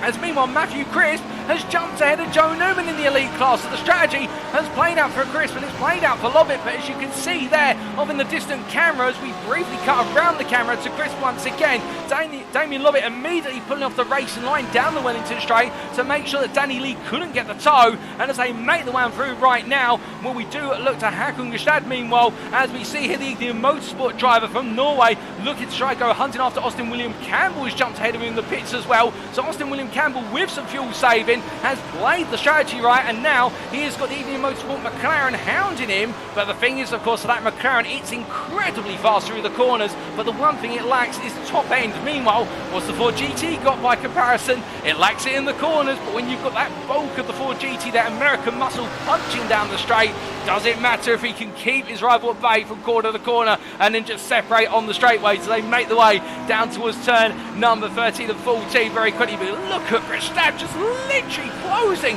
by the yards as they make the way through the sweeping corners, and that is the McLaren in a nutshell, just how strong it is in the medium speed sweepers. But meanwhile, now you can see on the straight here, there's just very little gain. He's gained over the run of the whole straight a tenth at most in the draft, whereas other cars make a 2 or 3. And as they make the way through turn number 15, Gustavo, I think, has got to get so close and then just force the move on that Ford GT, otherwise it will not come. But meanwhile, speaking of something that has come, it has come the time for Peter Cox to make his way into the pits, and well, as he served there and enjoying quite a quiet moment, where is the next driver in the pro class? Well, it's Nathan Scott who makes his way through turn number 16. As he comes on through, Cox is already leaving the pit lane, and where will Peter Cox be in relation to Nathan Scott? Well, I think Peter Cox is already exiting the pit lane and beyond the limiter line. And in fact, here is Peter Cox making his way out. So Nathan Scott is going to be about 4 seconds back by the time Peter Cox is up to speed. Oh, goodness me. And that's Joshua Pratt was losing the rear of the car. But there is the gap between Peter Cox and Nathan Scott. Peter Cox has absolutely nailed this with regards to strategy. And right now, there are no signs of him slowing down as they make the way on through. Now, as they come charging onto the second half of their race, of course, with the fact nobody's changed tyres, everybody's only going for fuel. And Peter Cox here being hounded by Joshua Pratt. Pratt is not happy about the fact he has got the Pro Lamborghini ahead of him. You can see there that it's Pratt who's had to back out. And I think Pratt really wants to go hunting after Nathan Foster in front. And for Cox, he's got to make a quick decision here because he's already lost half a second battling with what is there, Joshua Pratt. Nathan Scott's gained half a second just without battling into turn 6 and 7. And can Cox afford to lose any more time? Because of this season, we're not running as to understand it an overall championship. It's only class championship points that matter here, plus teams championship. And right now, well, I think for Pratt, he wants to get on through. But meanwhile, Peter Cox here is just digging in the same. Well, you could do it in your own time, thank you very much. But speaking of trying to do things in their own time, here's Brock Frakes. We look down to P35 overall, and he's still chasing after James Conley with David Larson stuck behind him. But Larson up the inside here, the pro driver goes to the move. And I think for Larson, this has been a long time coming. He has waited patiently, and the 306 machine for Symphony Esports White has finally found its way past Brock Frakes. Now it has to find its way past the other driver who frustrated him early on, and that is James Conley, as they make the way through Woodcote and up towards turn number 9 once more. But in the charge here, when they're all in the Ferrari, of course, that means for Larson, of course, there will be slight differences in setup between the three drivers. We can't count that out, but it all comes down to the driver being able to find a way past the other driver in terms of their raw pace and rugged ability. And I think for Larson here, he's huffing and he's puffing with it, but right now he's not finding a way to blow the door open and make the move versus Conley. I think Conley is under a lot of pressure as they make the way out of turn number 30 through 14, but Larson's so close, he has had to back it off as he's right on board here with the Ferrari as it pounds its way up through the gears with that sensational V8. He takes a look into the braking zone here, and he is really trying to get Conley to look to his mirrors and realise that there's pressure coming, and Conley just not responding to it whatsoever as they make the way into turn number 16. Larson taking another little sneak peek there into 16. Full steering lock on for a brief moment as they make the way through 17. Conley goes a bit deep. Larson looks at the move. Can he find his way past the AM? I don't think he can, because they come through club corner. It's only really one wide unless you're two wide going into the corner, and Larson once again frustrated as they make the way into turn number 1. Meanwhile, Matthew Crisp here finds his way past where's Joe Newman, I believe, and Newman making an error. In fact, was Newman just trying to come on through? In fact, I think it was Newman trying to make the move on Crisp as they made the way on through, and Crisp in the end holding firm as Newman went wide and has had to give the time back as we look back to the battle for P4 overall and also in the elite class. But as they come charging on down and make the way up towards turn number 15 once again, you can see Sam Congreve here in the iRacing traffic line is continuing to hold position behind the privateer of Crisp. But I think for Congreve at this point, they've got to potentially swap drivers around and see if Congreve can make Crisp fall by the wayside. But then again, that goes to show just how hard Crisp is playing with regards to keeping his rivals at bay, and at the same time also trying to push on as they make the way through turns at 16, 17 and 18 once more. But as they come roaring on through, we look a little bit further down the order to what is the battle for P7, and you can see here that Hakon Gestad has found his way past Austin William Campbell as they make the way up towards turn number 1 once again. And how did it happen, I hear you ask? Well, here's the replay. Well, making the way on the previous lap out of turn number 18 and into 1. Gustave on the inside. Now, Austin William Campbell holding it as much as he could here, but you can see the door closing. Gustave gives him some space to play with on the inside into 2, but in the end, the McLaren just able to carry that greater apex speed, and no matter what Austin William Campbell tried to throw him on the inside into Village Corner, Gustave was only going one way, and that was through as he moved up into P7 overall and in the elite class. As we return to the live pictures right now, still time to wear with 12 minutes on the clock plus the final lap. Battles are calming down to a degree at the moment, although I say that, and we look back to the battle for P4 over on the elite class. It looks so Crisp going deep out of 7 has opened the door to Newman. Now Crisp tries to come back, but Newman covers it off immediately as they make the way into turn number 8 into Woodcote. They go. Newman's going to make sure that Crisp goes a long way round, and can Congreve find a way in behind his teammate? I don't think so, as it's still the battle of Crisp and Newman in the run into Magus, they're too wide. They touch doors in the run into 10, but in the end Crisp has to back out for a brief brief while, and Congreve just sits as he looks up the inside.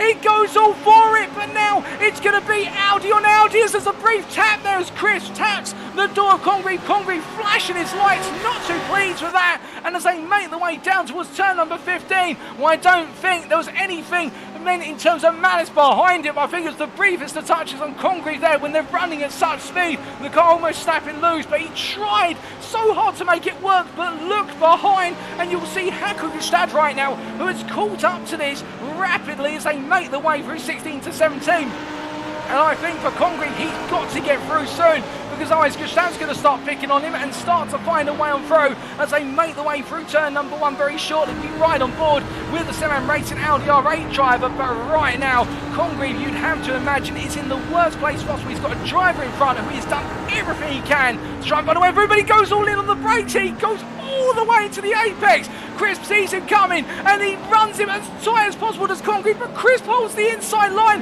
behind him. And look at Gustaf, who gets the cut back out of 4. Congreve cuts back across before Gustaf can get his nose into the mix there as they come through Aintree and as they make the way down the Wellington straight here. My goodness, Newman's being allowed to run away with this, but meanwhile Crisp is digging in so hard as they make the way into turn number 6, and Congreve's got to find another way. He sent it from a distance, he sent it from close range, neither have worked. What can he do as they make the way out of Luffield and up towards what is Cops Corner once again, where they come roaring up through 7, 8 and up towards 9 very shortly. Gustaf is all over the back of the pair as they make the way out towards the right hander. He's on the inside, Congreve opens it up, he goes too wide with Crisp, but as Crisp defends here, look at Gustaf who tries to come back on through, but he has to give the space. As you can see, they're Congreve side by side, but Gustaf's going to go for the move outside to inside. They come into the trail braking zone as they make the way through. Hakugelstad gains the place on Sam Congreve. And I feel going to lose my voice a bit, ladies and gentlemen, because these 3 are soon going to turn into those 4 as Austin William Campbell now starts to close up on the back of the GT3 driver, who is beaten, is bruised, and now Austin William Campbell is going to add even more misery to the race for Sam Congreve as they come up towards turn number 15. He's on the inside, Congreve there just holds him at bay as Austin William Campbell has to back off completely in the end, otherwise it would have been tears through contact. And as they make the way into turn number 16, well, I don't think it's going to be long, but he gets it wrong, and the Ford there snapping under braking as he came into the apex. I'm wondering where he had to snap the car away before hitting the raised apex curve, because that was unexpected. But as they make the way onto another lap, they've still got plenty of time to go. And well, when we say plenty of time, we've got a car parked up there on the apex. Well, it's turn number 1. I think that's Ben Watkinson who's having a bit of a difficult moment. But meanwhile, it's not just all about the elite drivers up front. It's also about the pros battling in the midfield for P25 overall, P18 class. It's Chris Eddersford ahead of Dion Wren. Of course, at one point, Wren was leading in the pro class. Now he's battling his way up through the field as he goes on the inside there of Eddersford. Well, Eddersford's just going to simply say, well, I can be on the outside, so I'll get the inside into the next 2 corners. But Wren's saying, I don't care, I'll go all the way around the house if I had to. And Dion Wren moves up into P8 there with a bold, a brave and a very smart move as he makes his way into turn number 1. I think Chris Edderson will try and come back now as they make their way into turn number 3, but I don't think he's going to have enough of a run here as Edderson sits at 2.5 tenths behind into the braking zone for Village, and that's where he'll stay as they exit the corner. And you can see Jeff Griffiths now behind. Well, he's got Michael Warrington for company, the Amdro, who's P3 in the Am class, as they make the way on around and out of turn number 4 and up towards 5, and as they come roaring through the left-hander and on to the first of the long straight. Well, I think Warrington at this point feeling happy with that P3 in class. I don't think he's going to get close enough to McGregor. I am McGregor, Darren Sharp, who's are a long way up the road. To put it in perspective, they are respectively what is 7 and 8.5 seconds. Oh goodness me, we've got a car around that, and that's Dion Wren who's gone around and is parked in the middle. Oh goodness me, and that is not a good moment for Mark Johnson, who literally comes onto the brakes and finds a face full of an Audi part there. And well, we'll find out what happened very shortly as Dion Wren is towed to the pits, and I think for Wren he might have been able to get it back up to speed if there was not the shunt from Mark Johnson. But in the end, I don't think Mark Johnson could do anything other than go into the corner and in the end find the Audi waiting for him. That was very unfortunate, but what exactly happened is the big question. It was in the run down towards turn number 6, and as Wren came onto the brakes here, well, Chris Edderson was too far back to make a move. I think Wren's going to snap loose on the rear, under braking he does indeed, and that's tyre wear accumulated. A bit of contact there with the Lamborghini that had to take to the runoff, and then Johnson came on in and well, perhaps the yellow flags have not been radioed through to Mark Johnson, to be fair, but as we return to the live pictures right now, the car that went around with that brief tap initially, I believe, was the car of Jeff Griffiths in the Lamborghini, but as we return to the live pictures now, we do look a little bit further back up the order with Mark Johnson here under pressure for Daniel Pays. We go back up to what is the top 10, and in particular, well, these guys are at it again. You guessed it, Sam Congreve right now under pressure for Gustad as they come into turn number 6, and as they do, well, Congreve going to the corner, Gustad going in on the brakes, and Congreve is turned, and meanwhile Hackle Gustad now battling side by side with Austin William Campbell as ahead. Matthew Crisp still keeping them there as they make the way in towards Woodcock Corner, and well,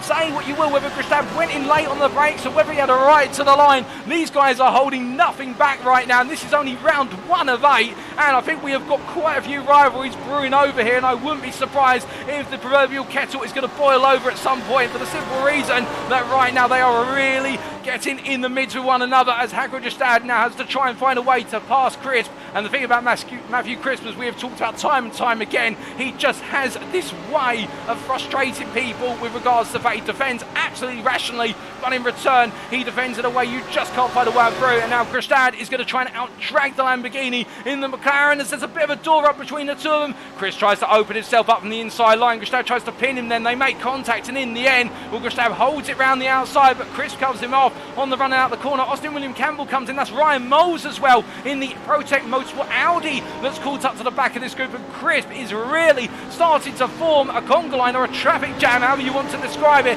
behind him. But the thing is, he's going to defend it all the way to the end. He wants this overall and also this elite class top 5, and who can blame him? So long as he does it fairly, we don't mind, as they make the way into turn number 1, going roaring on through for what will be the not the penultimate time, but the one before that, with 3 laps to go, with the fact our race leader is already making their way into turn number 6. We see Sam Congreve and Ryan Moles exchanging blows a little bit further behind here, and Ryan Moles being passed there by Congreve, as meanwhile Gustad goes deep into turn number 4.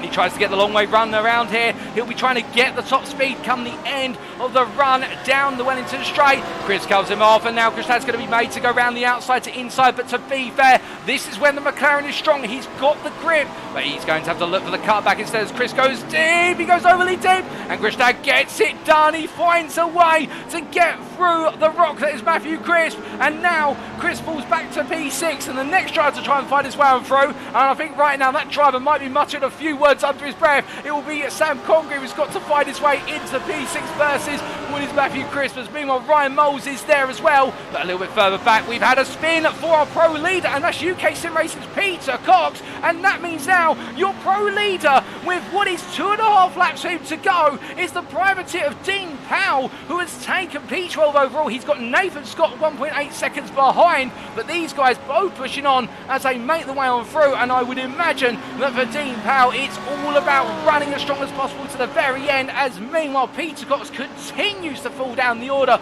after that spin. We'll find out what exactly happened very shortly, but meanwhile we look back up to that battle for P6 overall in the elite class, and Crisp here defends. We lose the rear of the car, the tyres give way, and Crisp there just asking for a little bit too much, and in the end loses the places. He brings it back together, but Nathan Foster and Joshua Pratt come through, but in return the two Audis are battling side by side here, so they decide with everyone's battling in front, we're going to go through as well. Pratt's going to go outside to inside here as he gains P8 by the looks of things on Foster, as they make the way out of turn 17 into 18. 2.5 minutes to go, and Joshua Pratt moves up to P8. As they come charging on down and towards turn number 1, we see there Kevin Berg in the YouTube chat saying it's a damn good race. Indeed it is. And for Jack Taylor saying that I regret not doing this season. Well, Jack, we regret not seeing you out of the circuit, but we're very glad to have you with us all the way. And right now there is still plenty to come, including in the AM class here. Casper Brotner has closed up to the back of Michael Warrington, and the old Duty Cars driver is trying to find his way onto the AM podium as they make their way into 16-17.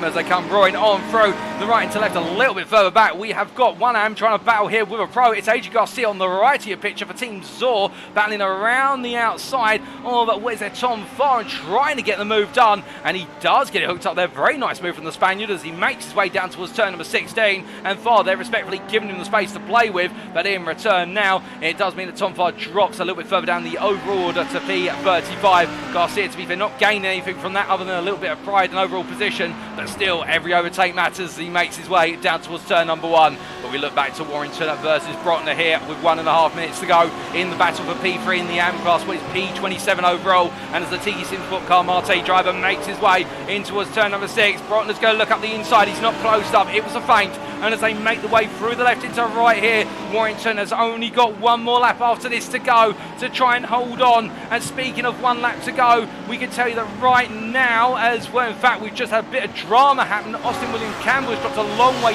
down the order. Matthew Crisp as well. We're not exactly sure what's happened there. We had Peter Cox with a spin earlier, and Austin William Campbell has got it wrong by looks. He's dropped all the way down to P10. We can tell you in the meantime that we are on to the final lap for your race leader. Here is your leader for a brief moment, Protect Motorsport's Daniel Thomas, with an advantage of 7 seconds. It has grown over the last few laps. The Welshman right now is looking unstoppable, but there is still plenty to go with regards to other battles elsewhere on circuit. And well, that battle that we were talking about and we do come back to now for a moment is Michael Warrington trying to hold on to P3 all the way to the end. Of course, he's making his way right now down the Hangar Straight, so he's got one more lap to go after this. Given these guys have not been lapped by the leader, they will finish the race the full duration. But we have also had a little bit of drama further up the field. I do believe that Martin Tillin may be experiencing some connection issues, which if so, that could lead to a premature retirement for Martin Tillin. Literally only laps to go. We are waiting for an update on that, and Martin Tillin at the time was running what was P18, but as we focus here on Warrington, well, he's looking good right now, but the problem is they made it onto the start-finish straight. We can see Brotner looking up the inside here into turn number 1. He hasn't really got an overlap. He's going to go over. He's going to go very late in the day, and now that, I think, was pushing it right to the limit of what might have been a long side, quote-unquote, because Warrington has just been given the wide elbow, and Jakob Boschhoff comes on through. Casper Brotner gets it done, but I don't think Warrington will be too pleased about that as Brotner goes deep and almost loses it off circuit. But meanwhile, as they come on through, we do look to your race leader, who right now is making his way down to the final 3 corners. And well, what is there to say other than he may not have had the pole position straight away, but come the end of the first couple of laps, he got into the lead, and from that point onwards, he nailed it in terms of pace, he nailed it in terms of strategy, and he nails it as he comes out the final corner. Your opening winner of the season will be Daniel Thomas, the Protect Motorsport from Wales, who takes the overall and elite win ahead of Damien Lobbit, who will come on home in P2 for Symphony Esports Black. It will then be Danny Lee, who completes the elite podium in the overall podium P3 ahead of Joe Newman, who just holds on to P4 in the end for GT3 ahead of Hakon Gestad, who comes out the final corner here for P5. It will then be Sam Congreve very shortly, who comes on through for P6 in a hard-fought P6 ahead of Ryan Moles there. Joshua Pratt will be next in P8 overall ahead of what will be Nathan Foster as they come across the line. Foster just behind, and then Austin William Campbell completes the top 10. But here is Dean Powell, your pro winner for Silverstone round number 1. Congratulations to Powell, the privateer, ahead of Matthew Chris with that late mistake, and then Nathan Scott P2 in the elite class. Alex Gaines P3, the Frenchman there, completing the elite podium. And then a bit further back, we've got more drama. We've got Darren Sharples off right at the end in the AM class, and that means as Aaron McGregor comes out the final corner, Aaron McGregor will be your AM winner in P22 overall. Congratulations to Aaron McGregor, and Sharples denied the win by mistake right at the end, P2 in the class, and shortly it will be Casper Brotner who holds on to P3 in the class ahead of Michael Warrington on circuit. But I think there may be a little cloud over what happened into turn number 1 on the lap going into the final lap. Michael Warrington P4 as they come on through. But that is your top 3 in each class covered there, ladies and gentlemen. More drivers still to finish their race, to be fair, as they make the way on around. But what an absolute thriller of a race from start to finish. We have some drivers who have yet to finish their respective races. Colin Patterson crosses the line, effectively a lap down on the field as he comes across there, but staying in it all the way to the end. A fantastic start to the season, there's no question about it. Battles up and down the field, but as we look to the overall standings there on the left hand side, we take you through it very shortly with regards to what the finishing positions was. We are just waiting for a couple of drivers to finish, but so many stellar performances. To be fair, one of them, Ignium Motorsports Hakon Gestad, the Norwegian, in the end up finding a way all the way through to P5 in class, having to dig so deep and capitalise on the battling between Newman, Congreve and also what was Crisp and William Campbell, but he found a way through and he did what many could not do, which was find a way past Matthew Crisp. As meanwhile, we have more drivers coming into the pits very shortly, including Simon Hartley here, the Tiki Sport Copa driver, who comes in the 99 Audi, what was 14 in the AM class, P41 overall, and then our last driver making the way on around, albeit they finished the race already, is Matt Maddox here, the BDM Racing driver, who's taking his way gradually back into the pits. But as he makes his way on through, we do now look to our race results. They are in, and here are your overall results. So we start off, of course, with the overall, and we can see here that in our opening round of the UKSimRacing GT3 League Season 9, hosted at Silverstone Grand Prix circuit in the United Kingdom, Daniel Thomas taking the overall win by 8.3 seconds over Damien Lobbett, the Civica Esports Black driver, finishing behind the ProTech Motorsport driver, and I think question how on earth did Daniel Thomas pull away so soon and so fast. The privateer of Danny Lee coming home in P3 in the Ferrari, a superb job from him, and then Joe Newman and Hackle Gestad completing the top 5 there, with Sam Congreve P6, Ryan Moles P7, Joshua Pratt P8, Nathan Foster P9, and then Austin William Campbell completing the overall top 10. With best of the rest and your pro winner there, Dean Powell in P11. But as we continue to look down the order there, special mentions go to Nathan Scott P13 for second place in the pro class, Alex Gaines P14 overall in the pro, and what is P3 in the pro class as well. And then as we look a bit further down the finishing order, a special mention to P21 driver there, Aaron McGregor, your AM winner P21 overall, P23 for Darren Sharples, and that's P2 in the AM class, with that mistake at the end costing him a win in the season opener, and Casper Brotner just pipping Michael Warrington to the post on circuit, P26 overall, P3 in the AM class. But as we continue to look down the overall standings there, a difficult race for many there, including Tom Farr, who found himself battling hard with the AMs all the way through, finishing P34 overall, but still I think he joined the battling all the same. And a bit further on down, a number of drivers finishing a lap down, including Adrian Calculus, as he made his way on around on the opening laps. Unfortunately, the privateer having a spin that was off camera, we weren't able to bring you the replay, but a spin that cost the privateer very dearly, and meant he only finished P40, but he still finished ahead of Simon Hartley, Thomas Barjack, Jack Bullen, Edwin Fazina, and Ben Watkinson, and then Dion Wren finishing 4 laps down with Stephen Masters and Colin Patterson as well. And then we can see here also David Larson with that early retirement, Martin Fernie, Mark Collicott, Sam Sherwood, Josh Fletcher, Paul Smith and Cameron Hawes, all retirees. But now coming on to the class-specific finishing positions, we start off with the elite class, of course, and we can see as we look all the way back up to the top of the standings, as I believe we are just missing our number 1 driver there, albeit we can't seem to get our number 1 driver on the board for some reason, and I think we do have a slightly glitched timing to that. In fact, there we go, it does finally materialise. Daniel Thomas being able to bring home the win there by 8.3 seconds over Damien Lobbett. Danny Lee completing the elite podium. Joe Newman at P4, Hackle Gestad P5.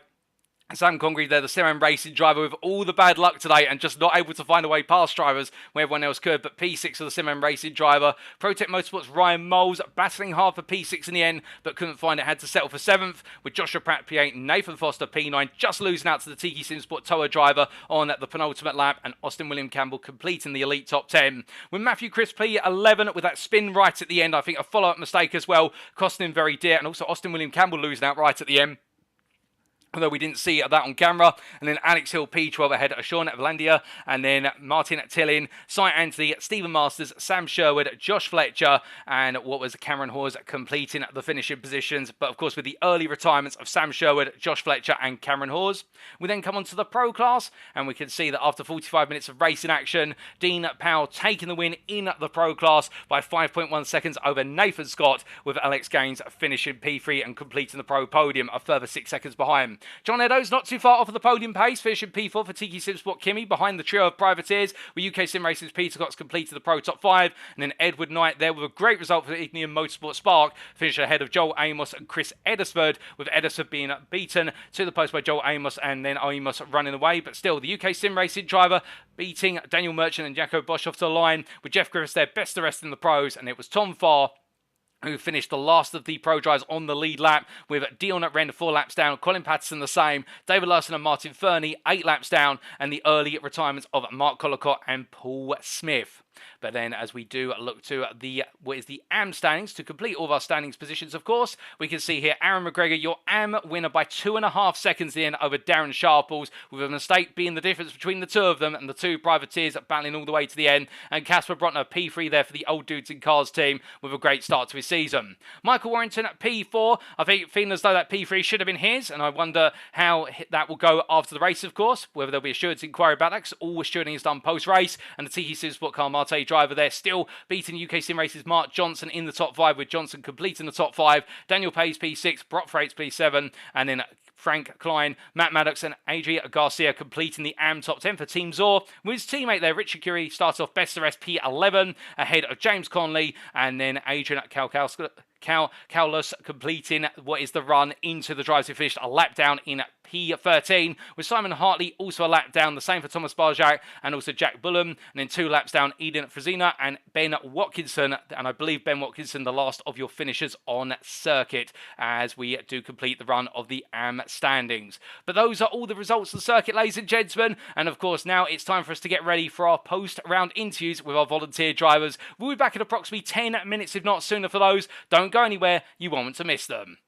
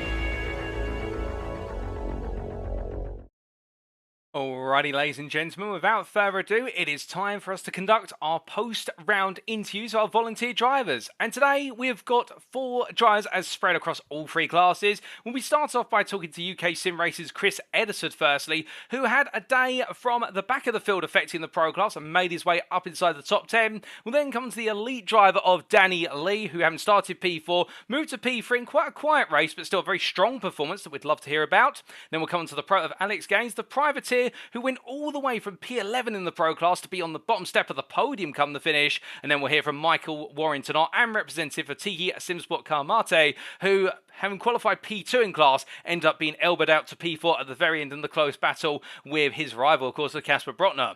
But we start off with none other than Chris Edisford. And as he joins me very shortly in the interview room, in fact, I don't think he can join me. He's going to have to come to me rather than me pull him into the interview room. We'll just let him know he's got to jump in.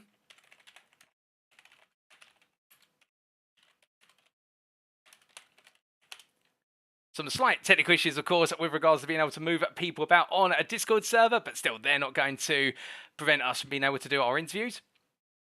Give us a brief moment, and Chris Edison should join us, and there he is, speak of the man, and come at the hour.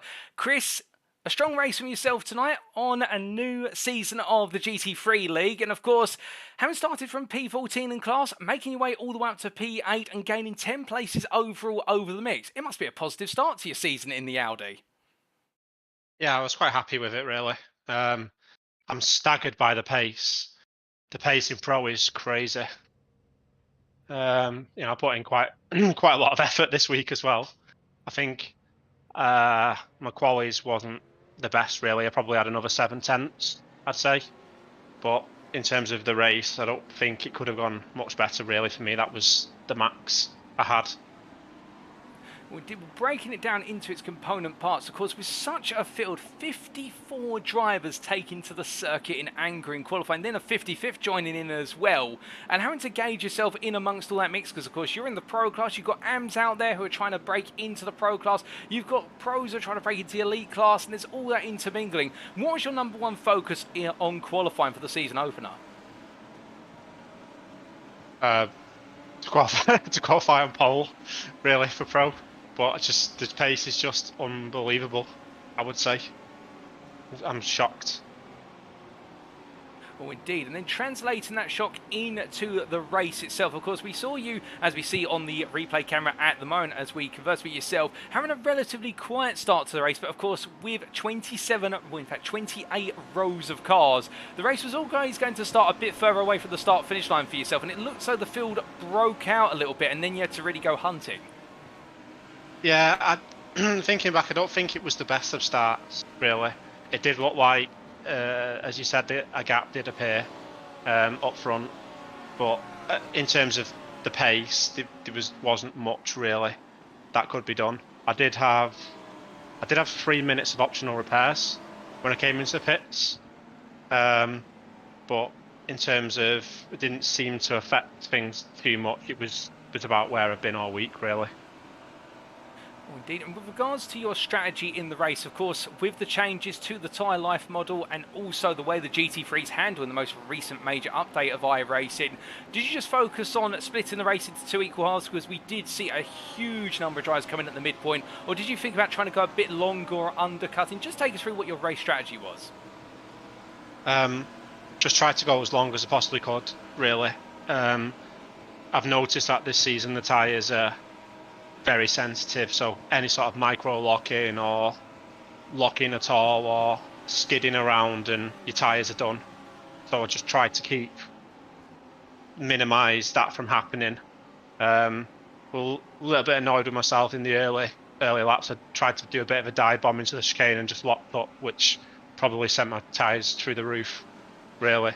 But yeah, I think specifically this season, just to keep things nice and smooth and minimise the temperatures on the tyres, because they do seem to be very sensitive this season. Indeed, and that tyre sensitivity playing a big factor when you're driving such a tricky car such as the Audi R8 GT3. What made you pick the Audi? I tested a few cars. Tested the McLaren. That was close. Tested the Ferrari. Tested the Lamborghini. Didn't like Lamborghini. It over-rotates too much for me. Didn't think the Ferrari was strong enough for the tracks that they're up in this season.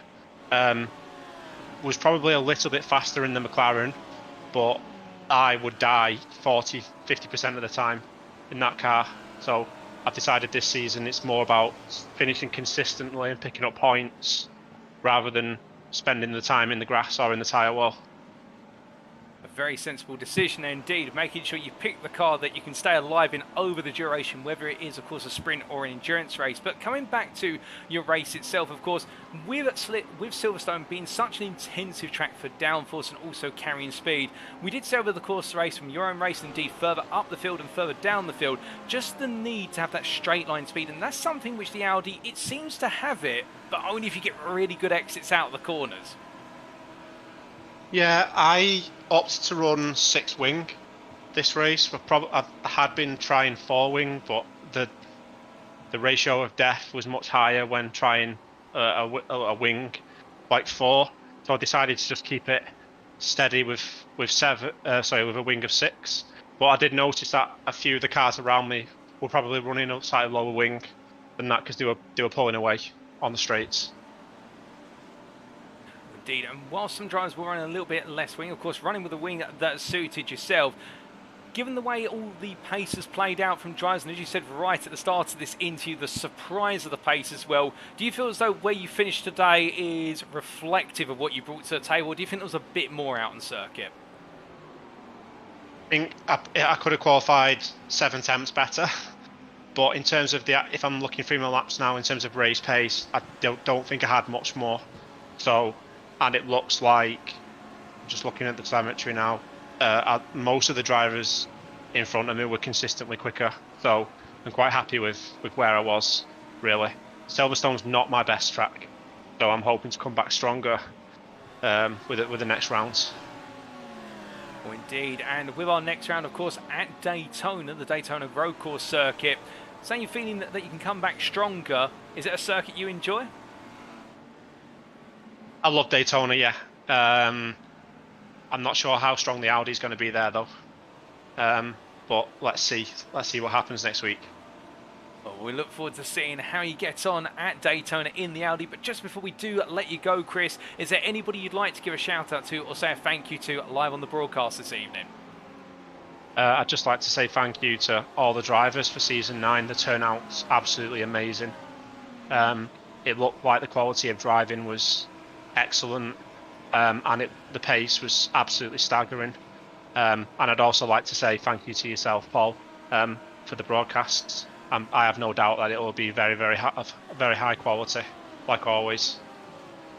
Well, I do appreciate it, Chris. Indeed, I think all the drivers will be absolutely beaming to hear your words, of course, with yourself being one of the key admins of the UKSimRacing team. But still, an absolutely fantastic performance from yourself today, and we look forward to seeing what you can do at Daytona. But until then, thank you for joining us in the interview room, and have an absolutely pleasant evening. Thanks as always, Paul. Bye-bye now. All the best.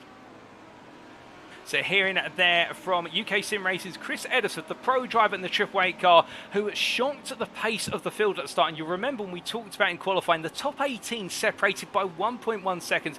Edison not quite fitting into that mix, falling a little bit outside it and further back into P35. But still, over the course of the race, running the setup on the car, which was focused around not having mistakes or the car coming loose or the ratio of death, as he referred to it. I'm going to take that term from him and use it every so often. I think it's a key term there, making sure to go with a car that was stable and he could extract pace from. Surprisingly, he was saying about the 7 tenths that was missed in qualifying, but again, I think that is really going to be the difference. Every tenth you lose in qualifying could really impact where you're going to be on the grid, it being so tight as the season wears on. But still, going into the race, keeping it consistent, keeping it smart, gaining 10 places overall and 6 in class by the finish. I think Chris Edison's just starting that momentum, and it's at Daytona where we're going to be seeing him come alive and a lot stronger. But of course, time will tell.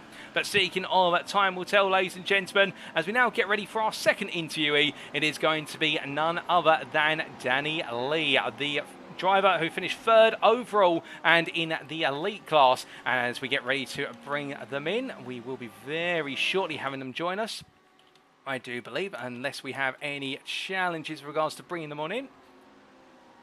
And as Danny Lee does join me in the interview room, Danny, your debut in Season 9, I don't think could have been better in the Ferrari. P4 on the grid in qualifying, and then you managed to find yourself on the Elite and the overall podium come the finish. You must be pleased as punch with today.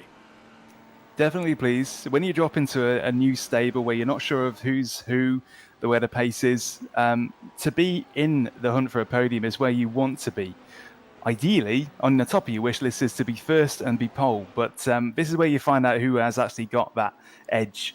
Daniel Thomas's pace is fast, but not unassailable. So once I've got my sort of gear together and know where I am with the Ferrari, with its new dynamics under the new tyre model, hopefully we'll see some proper head-to-head battles with him and also Damien Lobbett, who we've been in each other's pockets in this opening round. So it's exciting. I'm glad to join the league, and I'm looking forward to what's coming ahead.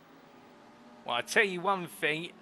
Everybody would normally be tired after racing that intensity for 45 minutes. I'm tired in the commentary booth, but your enthusiasm is absolutely infectious, and I love it. And coming on to your night specifically, of course, already gauging the deltas or where you can get the upper hand on Lobbett and also Thomas. Let's go through your qualifying. Of course, qualifying very tight, and in the end, it was 2 attempts at the front that seemed to separate our pole sitter from everybody in the field, and you were right in there. But with 18 drivers separated by just 1.1 seconds, it was close, surely. And even from your perspective, that must have shocked you how close it was at the top. It's a hallmark of when you've got all the right people in the right place. Definitely, that's what you want. You want it to be razor's edge sharp at the top end of a grid. Even, I think Daniel Thomas took pole. He was only a couple of attempts ahead of Lobbett and whoever else followed him. That's what you want to see. You don't want to see anybody way out in front. There are definitely people milling around that are capable of it, but they are on another planet entirely.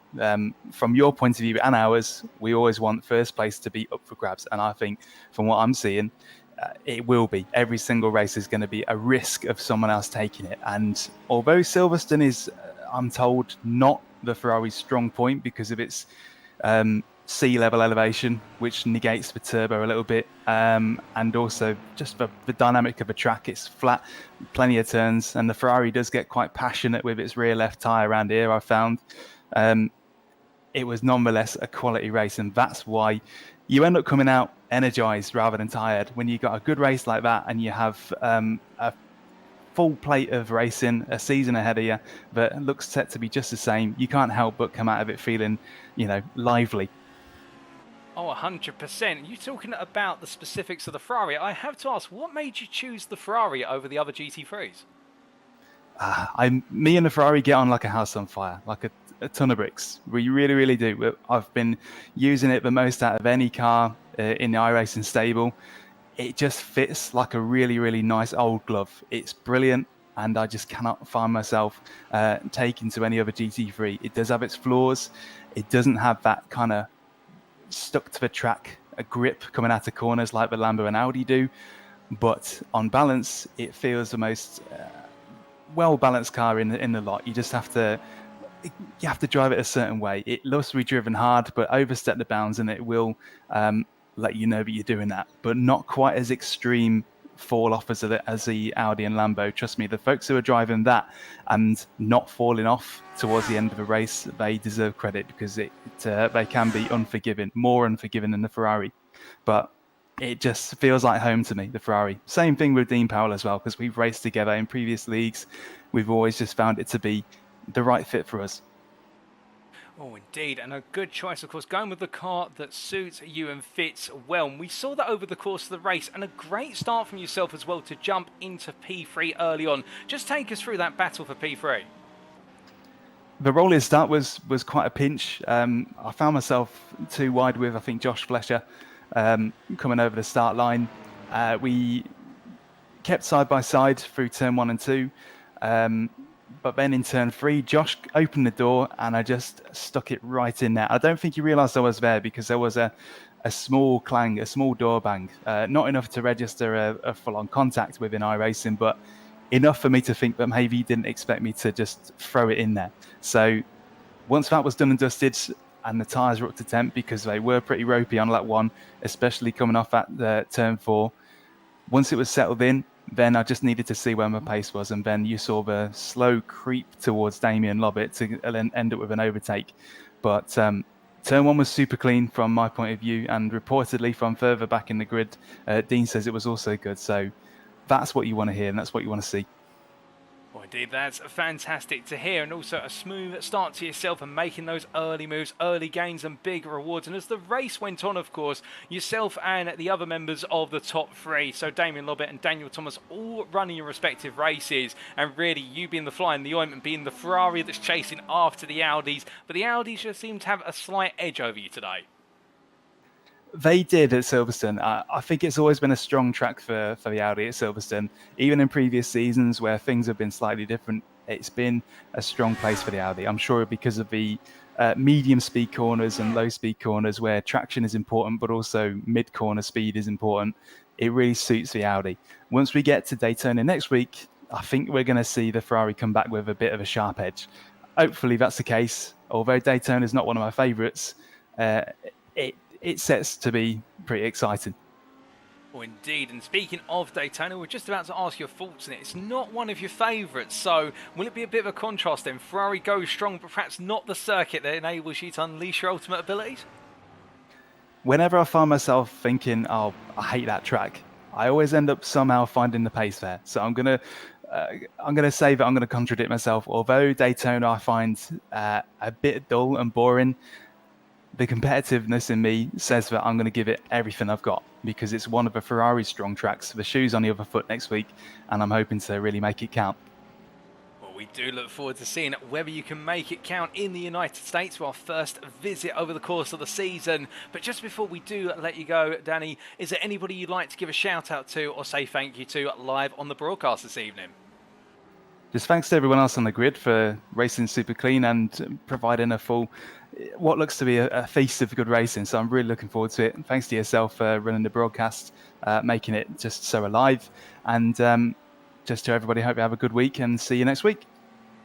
Well, likewise, thank you to yourself for joining us in the interview room. Danny, it has been an absolute pleasure. And with that, congratulations on your third place today. And we look forward to seeing you on the tarmac in a week's time. Cheers. Thank you.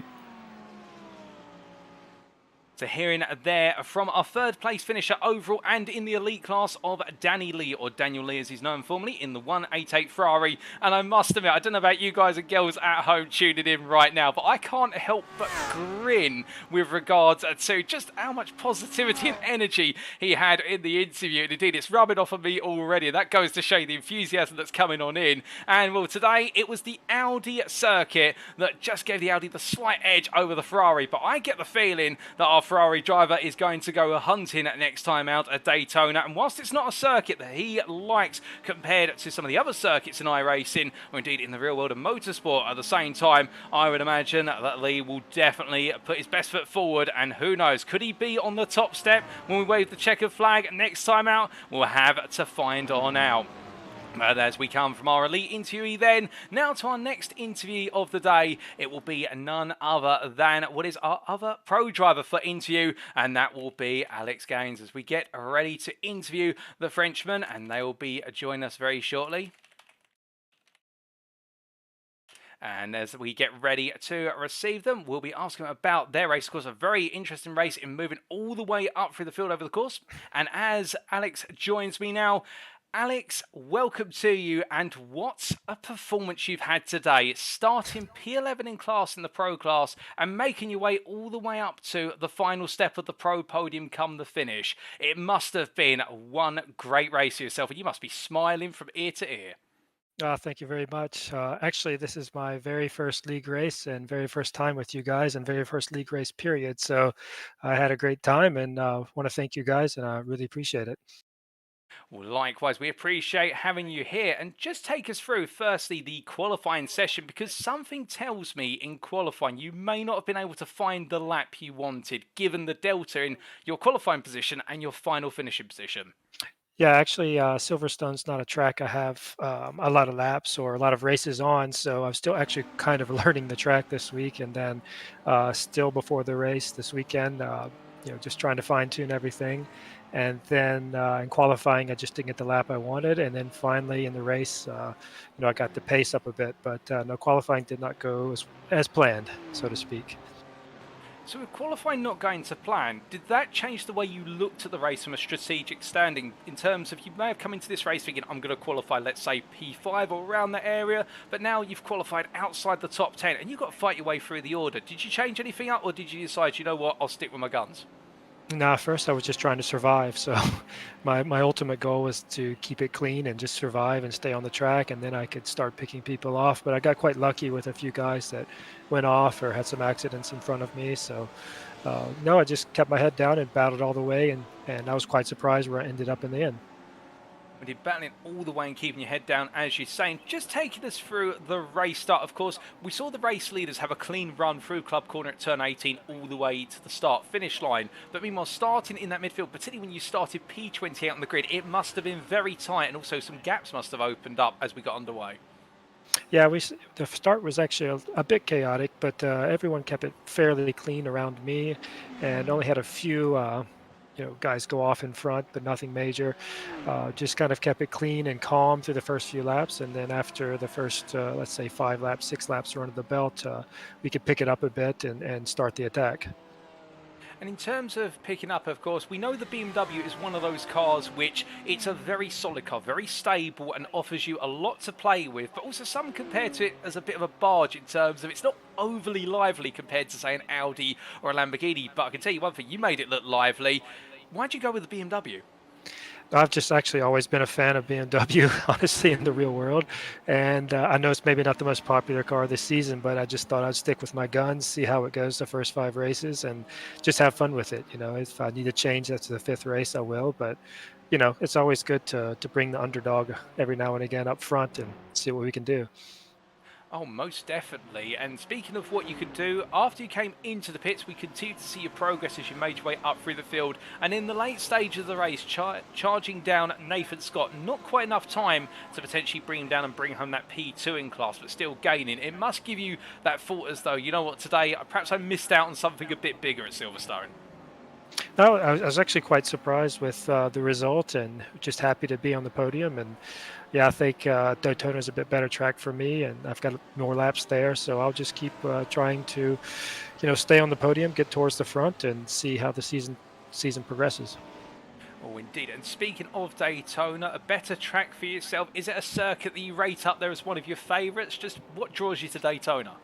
Yeah, I mean, maybe you can hear with my accent, I'm not quite from the UK like you guys. I'm actually American, so but I live here in France. So I've actually raced on Daytona in real life, and I lived in North Carolina for many years. So that's one of the tracks that I would frequent, or have friends that race there, or have been there many times. So that's a track that I would know better than Silverstone, honestly, actually in real life. So that's where the attachment comes from.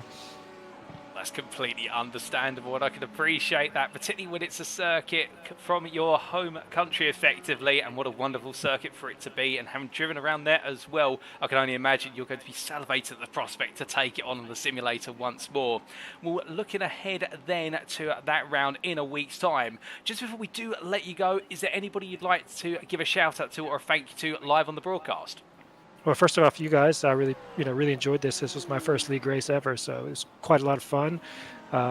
This was much better organized and pro feeling than I imagined. So I'll be back for more for sure. And actually, my wife for keeping the cat and dog calm while I was doing the race, and for putting up with all my sim racing time. We do appreciate the compliment from yourself. I'm glad to hear that you've enjoyed your first ever league race, and also if your wife's watching, I think she'll be very grateful for the shout out live on air as well. But with that, Alex, it's been a pleasure to interview you. Thank you for joining us, and congratulations once again on 3rd place in the pro class today. Thank you, guys. Appreciate it. All the best. So hearing there from Alex Gaines, our pro driver, with an absolutely brilliant run, albeit with a qualifying session that didn't quite work out the way he wanted it in his own words, but still digging deep, getting his head down and just getting on with the job of making his way up through the order. And it's very interesting to hear his perspective on car choice, And also, with the way he approached this race, given his performance as time went on, the car choice going with the brand that he likes in real life and also translated over to the simulator, that's fair enough. That gives you a little bit of that 5% mental boost. I can definitely understand where he's coming from there. And also the fact that whilst his pace today really was leader's pace in the Pro class, not thinking about that, more thinking about the surprise of coming up through the order at the rate and also avoiding any mistakes or instances where drivers have dropped it. And I think he's definitely going to be one of those drivers we need to watch out for, and we'll start watching out for him at Daytona, of course, for the simple reason, home circuit, a circuit that he knows quite well, and he could just be right up there if he can nail it in qualifying and then translate it into the sprint race itself. So definitely, I think we're looking at a potential championship contender early on. But coming up from our third interview to our final interview of the day, then we now come on to our one and only AM driver, and that will be Michael Warrington, who we'll hear from shortly, the Tiki SimSport Car Mate driver who had a difficult end to his race, but still a lot of positives to talk about, and we're going to be hearing all about those positives very shortly. But as we just invite him to the interview room, give us a brief moment, ladies and gentlemen. And he should join us any moment now. Well, hopefully we'll be able to. As unfortunately, we're not quite able to pull him into the interview room, but as Michael Warrington does join us now, Michael, the P4 today, perhaps not the result you expected given the way the race concluded, but still on reflection, right up there in terms of pace, battling for the win in the AM class, all the way through from start to finish, and also an absolutely flying qualifying lap to take P2 in the class. Surely today has been filled with more positives than potential negatives. Oh, definitely. I was very surprised to be as far from the pace as I was. I've been putting some practice in this week, but I have been a bit off the pace. So found some at the death and found some when it mattered. I think is probably the best way to word that. Do want to obviously congratulate Aaron and Darren for their pace. I know Darren had a mistake at the end, but they did start gapping the rest of us towards the end of the race. So congratulations to them in the end. Well, that's fair. And coming on to your race specifically, so starting with your qualifying session, we saw you take P2 in what was a very close qualifying session between you and your AM peers, and also a number of pros and a couple of elite drivers falling in amongst the AMs. Did you feel as though that P33 overall, that P2 in class, was where you wanted to be, or was it a bit of surprise? A touch of both. It was a bit of surprise. I think it might have actually been the fastest lap I've done all week in that, but I also do know I left a little bit of time on the table as well. So it was a little bit, a little bit double-edged, but definitely before going into that session, I was surprised to be at the final for one. I see. And in terms of that surprise, did that then shake up the way you approached the race in terms of potential strategy, or did you stick to your initial strategy in terms of looking to pit around the midpoint? The strategy didn't change. I had a few thoughts in my head as we were going along of whether I was going to try and pit maybe a lap earlier than I did. I pitted basically when I was running out of fuel, so I was in when I had to be. But I did think about trying to pit a lap early, but in the end I just decided to stick with my normal strategy. Okay, and with that in mind, deciding to stay with your originally planned strategy, let's take it a step back to the race start. Now, of course, we saw the leaders have a clean run through Club Corner in towards turn number 1. We saw the midfield, so down to P20, starting in the complex at turns 16 and 17. But then, starting even further back, your row on the grid, so what would have been a row number 17, starting in the run effectively into the last couple of corners. Just take us through that rolling start, because it must have been quite a challenge to know, can you push, or are you going to get Constantino'd in? Just how did you approach it? I approached it quite cautiously, to be fair. I didn't want to get into any sort of incidents early doors. It did Constantina up, but then as you came out of 16 into 17, it sort of single filed, so it kind of just made it a bit of a nicer run through and club onto the front straight. So it was kind of a bit of a I was a bit surprised it kind of single filed out like it did, but yeah, to begin with, it was more of a concertina and just make sure you were being very careful. And then translating that being careful into actual racing, we saw as time went on in the race, then it started to be this offset for you, very consistent pace from yourself, but your rivals, such as you mentioned earlier, so Aaron McGregor, who was flying up front, and Darren Sharp was gradually closing him down. It looked so more and more you were focusing on trying to maintain that P3 rather than looking to go any further up the order. My pace was kind of where I sat. I didn't really have much more to give, really. I think if I tried to push any harder, it'd either been a mistake or I'm just going to be burning my tyres out, to be fair. But that was kind of the pace I was at for today. So I just couldn't keep up with the pace, and there was just little battles around that you just sort of ended up sort of getting intertwined with some of the pro class as well. So it was just sort of kind of just trying to sustain what I had rather than try and push and make a mistake. Oh, understandable. And on that point of battling with some of the pro drivers, we did see a couple of moments where you were battling with the likes, if my memory serves me correctly, of, say, Daniel Merchant. Also, we saw Jeff Griffiths in there, Tom Farr, and also Chris Eddersford.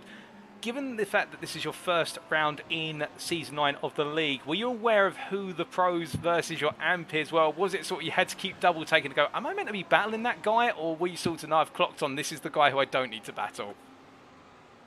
I was keeping an eye. The one thing that is good in that relative is it does have the P, the A, and the E for what class they're in on the relative. So I was just keeping my eye on that, and obviously if it was one of the pro drivers, it's not battling quite as hard as maybe trying to contain my position in the class when it came out of that. But yeah, so it was kind of just sort of picking my battle, so to speak. Well, indeed, and a smart way of playing it in terms of your racing when you're pitching your battles, as you say.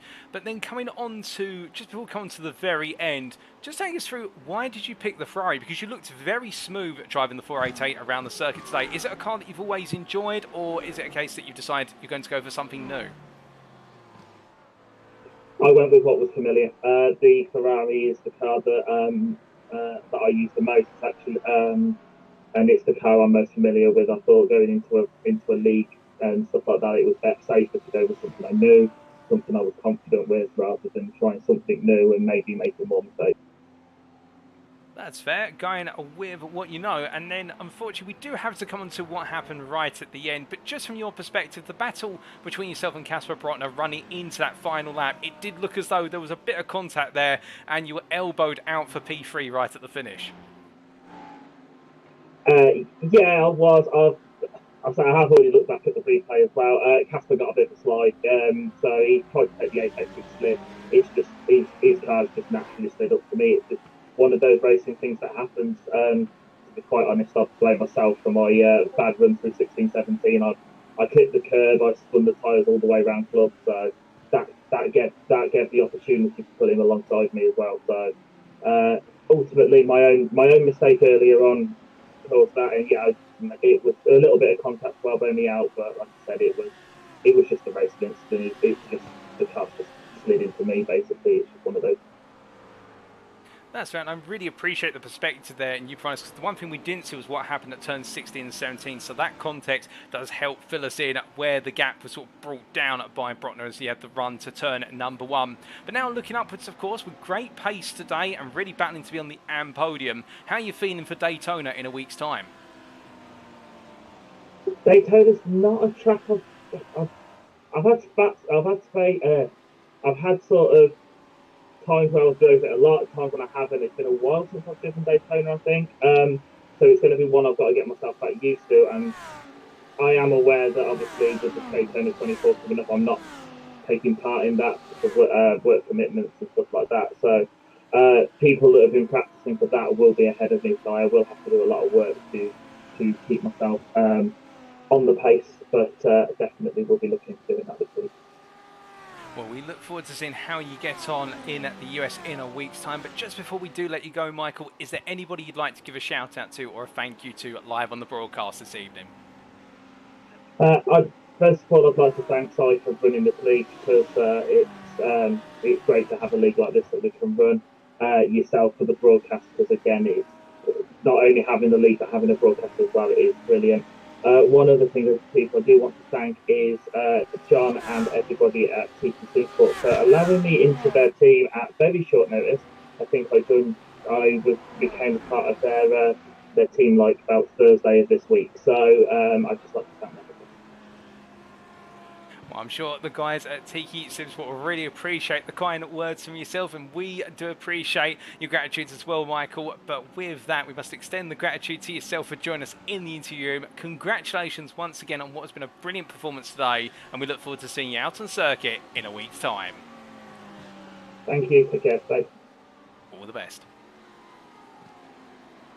So hearing there from Michael Warrington, our AM driver who in the end finished P4 in class after a P2 start, but still very strong reflection with regards to how his race played out. And as the pace fell away over the course of the race, focusing more and more on digging in and battling with the drivers around him and keeping that gap to try and hold on to P3, but also that interesting insight in regards to how the battle for P3 between himself and Casper Brotner kicked off towards the very end with a mistake at turns 16 and 17, costing him the run through Club Corner into turn 1. Now, of course, their contact, but he puts it down as a racing incident, while those things that happen, and great respect being shown not just on circuit with regards to managing the situation, but also afterwards. And that goes to show you at UKSimRacing, it's not just about who's fast on circuit, but it's also about that racing respect and also managing those incidents. These things do happen, of course, but we do have post-round stewarding if required, so it all does come together. But still, for the Tiki Simsport car Marte driver, a fantastic performance, and we're definitely looking forward to seeing how he gets on in the next few rounds. I think he's going to be one of those drivers who may not have the pace right now,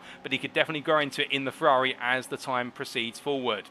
But with that, ladies and gentlemen, that concludes all of our post-round interviews with our volunteer drivers. And you heard there from the Triple Eight driver, Chris Edison from UKSimRacing, firstly, the Pro driver. Then you heard from the Elite driver of Danny Lee in the 188 Ferrari. And then you also heard from the privateer of the number 77, Alex Gaines there in the BMW in the Pro class. And we also just heard from Tiki Simsport Car Marte's Michael Warrington in the number 31 Ferrari. But with that, that's all of our post-round interviews. And now it is time for us to give you an initial update on the championship standings after one round of 8. Well, as we make our way away from Silverstone, then we start off with the elite standings, of course, and we can see taking that early lead with also pole position and fastest lap, Daniel Thomas on 22 points for Protect Motorsport, 4 points clear of Damien Lobbett for Symphonite Black. To clarify, with regards to bonus points, there are always 2 bonus points up for grabs in a given round, one for fastest lap in qualifying, so pole position effectively in your class, and also one for fastest lap in the race in your class, and Thomas picking up both of them there, and those bonus points can go a long way as the season progresses if it's especially tight. We can also see there Daniel Lee or Danny Lee in P3 on 16 points, making sure to stay right within the hunt early on, and we're expecting him to potentially jump back right at the front of the field in Daytona with Joe Newman there P4, and I think Newman really having to push hard today, and Hakon Gustad by comparison really coming through the field and capitalising on the fighting between Newman, Congreve, Moles, and also what was there's other drivers out there, including Matthew Crisp, and what led to it all coming together, and Gustad picking up the pieces where others fell down. And the Ignium Motorsport driver, they're definitely the key opportunist, and you do love to see when somebody takes advantage of those opportunities that are available. Sam Congreve in P6, I think a little bit gutted with that result meanwhile, but still he'll be looking to have a stronger finish at Daytona, there's no doubt about it, with 10 points to his name. And it's Ryan Moles, Joshua Pratt, Nathan Foster, and Austin William Campbell completing the top 10. And do not count out the Ford GT driver from Symphony Esports Black of Austin William Campbell. A very late mistake cost him very dear inside the top 10 finish, and I think he could be one of those drivers who's going to put some surprises together as the season goes on. And then it's Alex Hill, or Alexander Hill, or Zander Hill, however you'd like to phrase his name, in P11 there. Best of the rest ahead of Stephen Masters, Cy Anthony, Sean Villandia, and then Matthew Crisp, Martin Tilling, Dean Powell, Sam Sherwood, Ryan Davies, Josh Fletcher, and James Folks completing the elite standings. We then come on to the pro class meanwhile, and we can see that Nathan Scott has taken the early lead, albeit no bonus points to his name. And as we can see behind there, Alex Gaines bringing home that P2 with the bonus points going his way to an extent.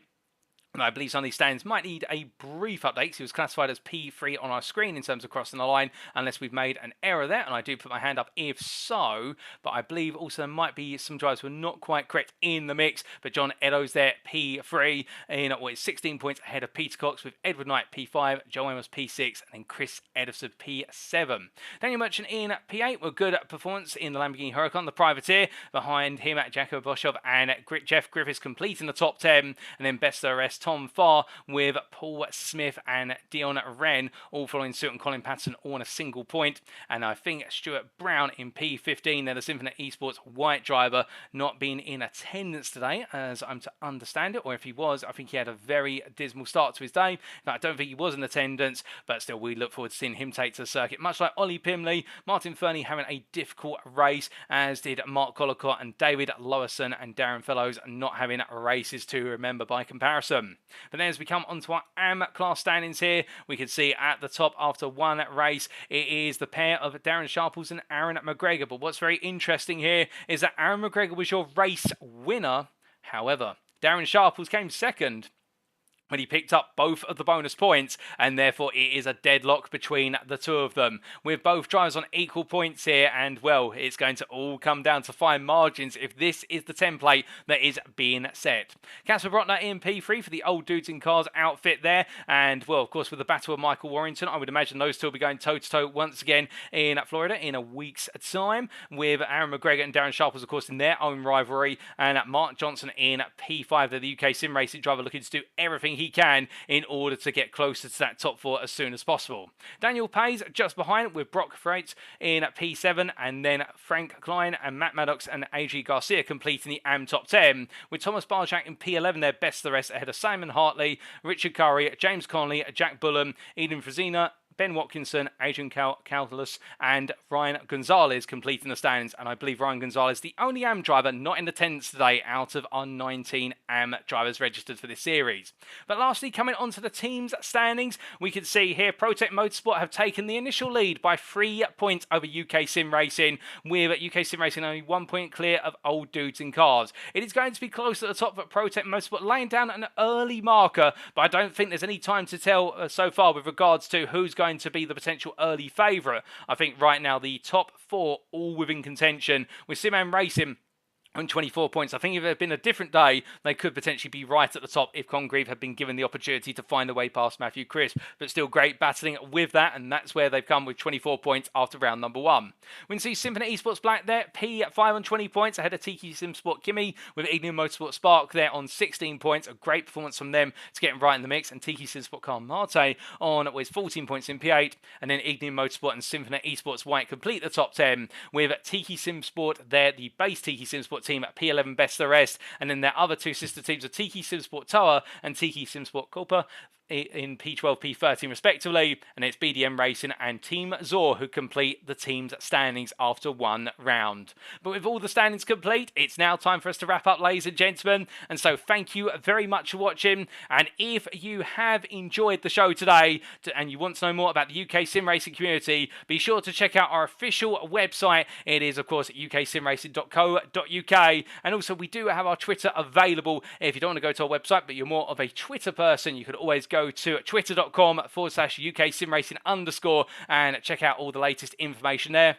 Also, a big thank you to our affiliates who we mentioned earlier on in the broadcast, including Swello Omeda Sim Racing Coaching, their YouTube link available on screen. And why should you listen to Swello Omeda as a sim racing coach? Well, the simple reason being Swello Omeda, a multi-time champion and official iRacing series, including the Porsche 992 Cup, and indeed able to break things down into the most fundamental level for the most interest of you as a driver, and also making sure not to overload you with information as part of coaching sessions, focusing on key aspects, 1 to 3 key aspects, rather than telling you everything that you need to improve on at once. Also on top of that, able to help you learn whether it's a track, also you look to improve by a single tenth, a whole second, or improve your overall driving style to protect the tyres. Swello Omeda Sim Racing Coaching has a course specifically for you, there's no question about it.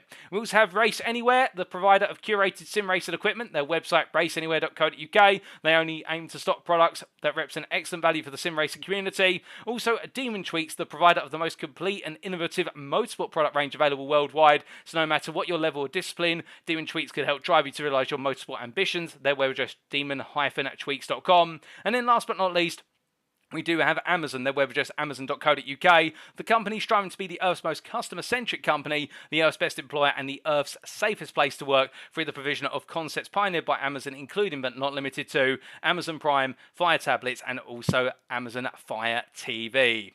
But with that, we now look ahead to in a week's time, ladies and gentlemen, and round number 2, of course, will be on Sunday, the 15th of January, and it will be at Daytona International Speedway as our drivers take on the road, of course, infamous for the 24 hours of Daytona. And whilst it won't be 24 hours of racing for our drivers in a sprint race round, those 45 minutes may for some feel like 24 hours, given how intense the racing will be, and slipstream will be key on the oval banking. There's no question about it. But who can be bold on the brakes as well as they make the way in and around the infield in order to bring home the major result? We continue the story then, but until then, thank you very much for watching. We've been UK Sim Racing. I've been your host and commentator, Paul Walsh, also known as TX141 or Britain the Spit, depending on what media you follow me on. And until next time, remember to stay safe, stay well, stay smiling, but most importantly, remember to stay on track. Good night.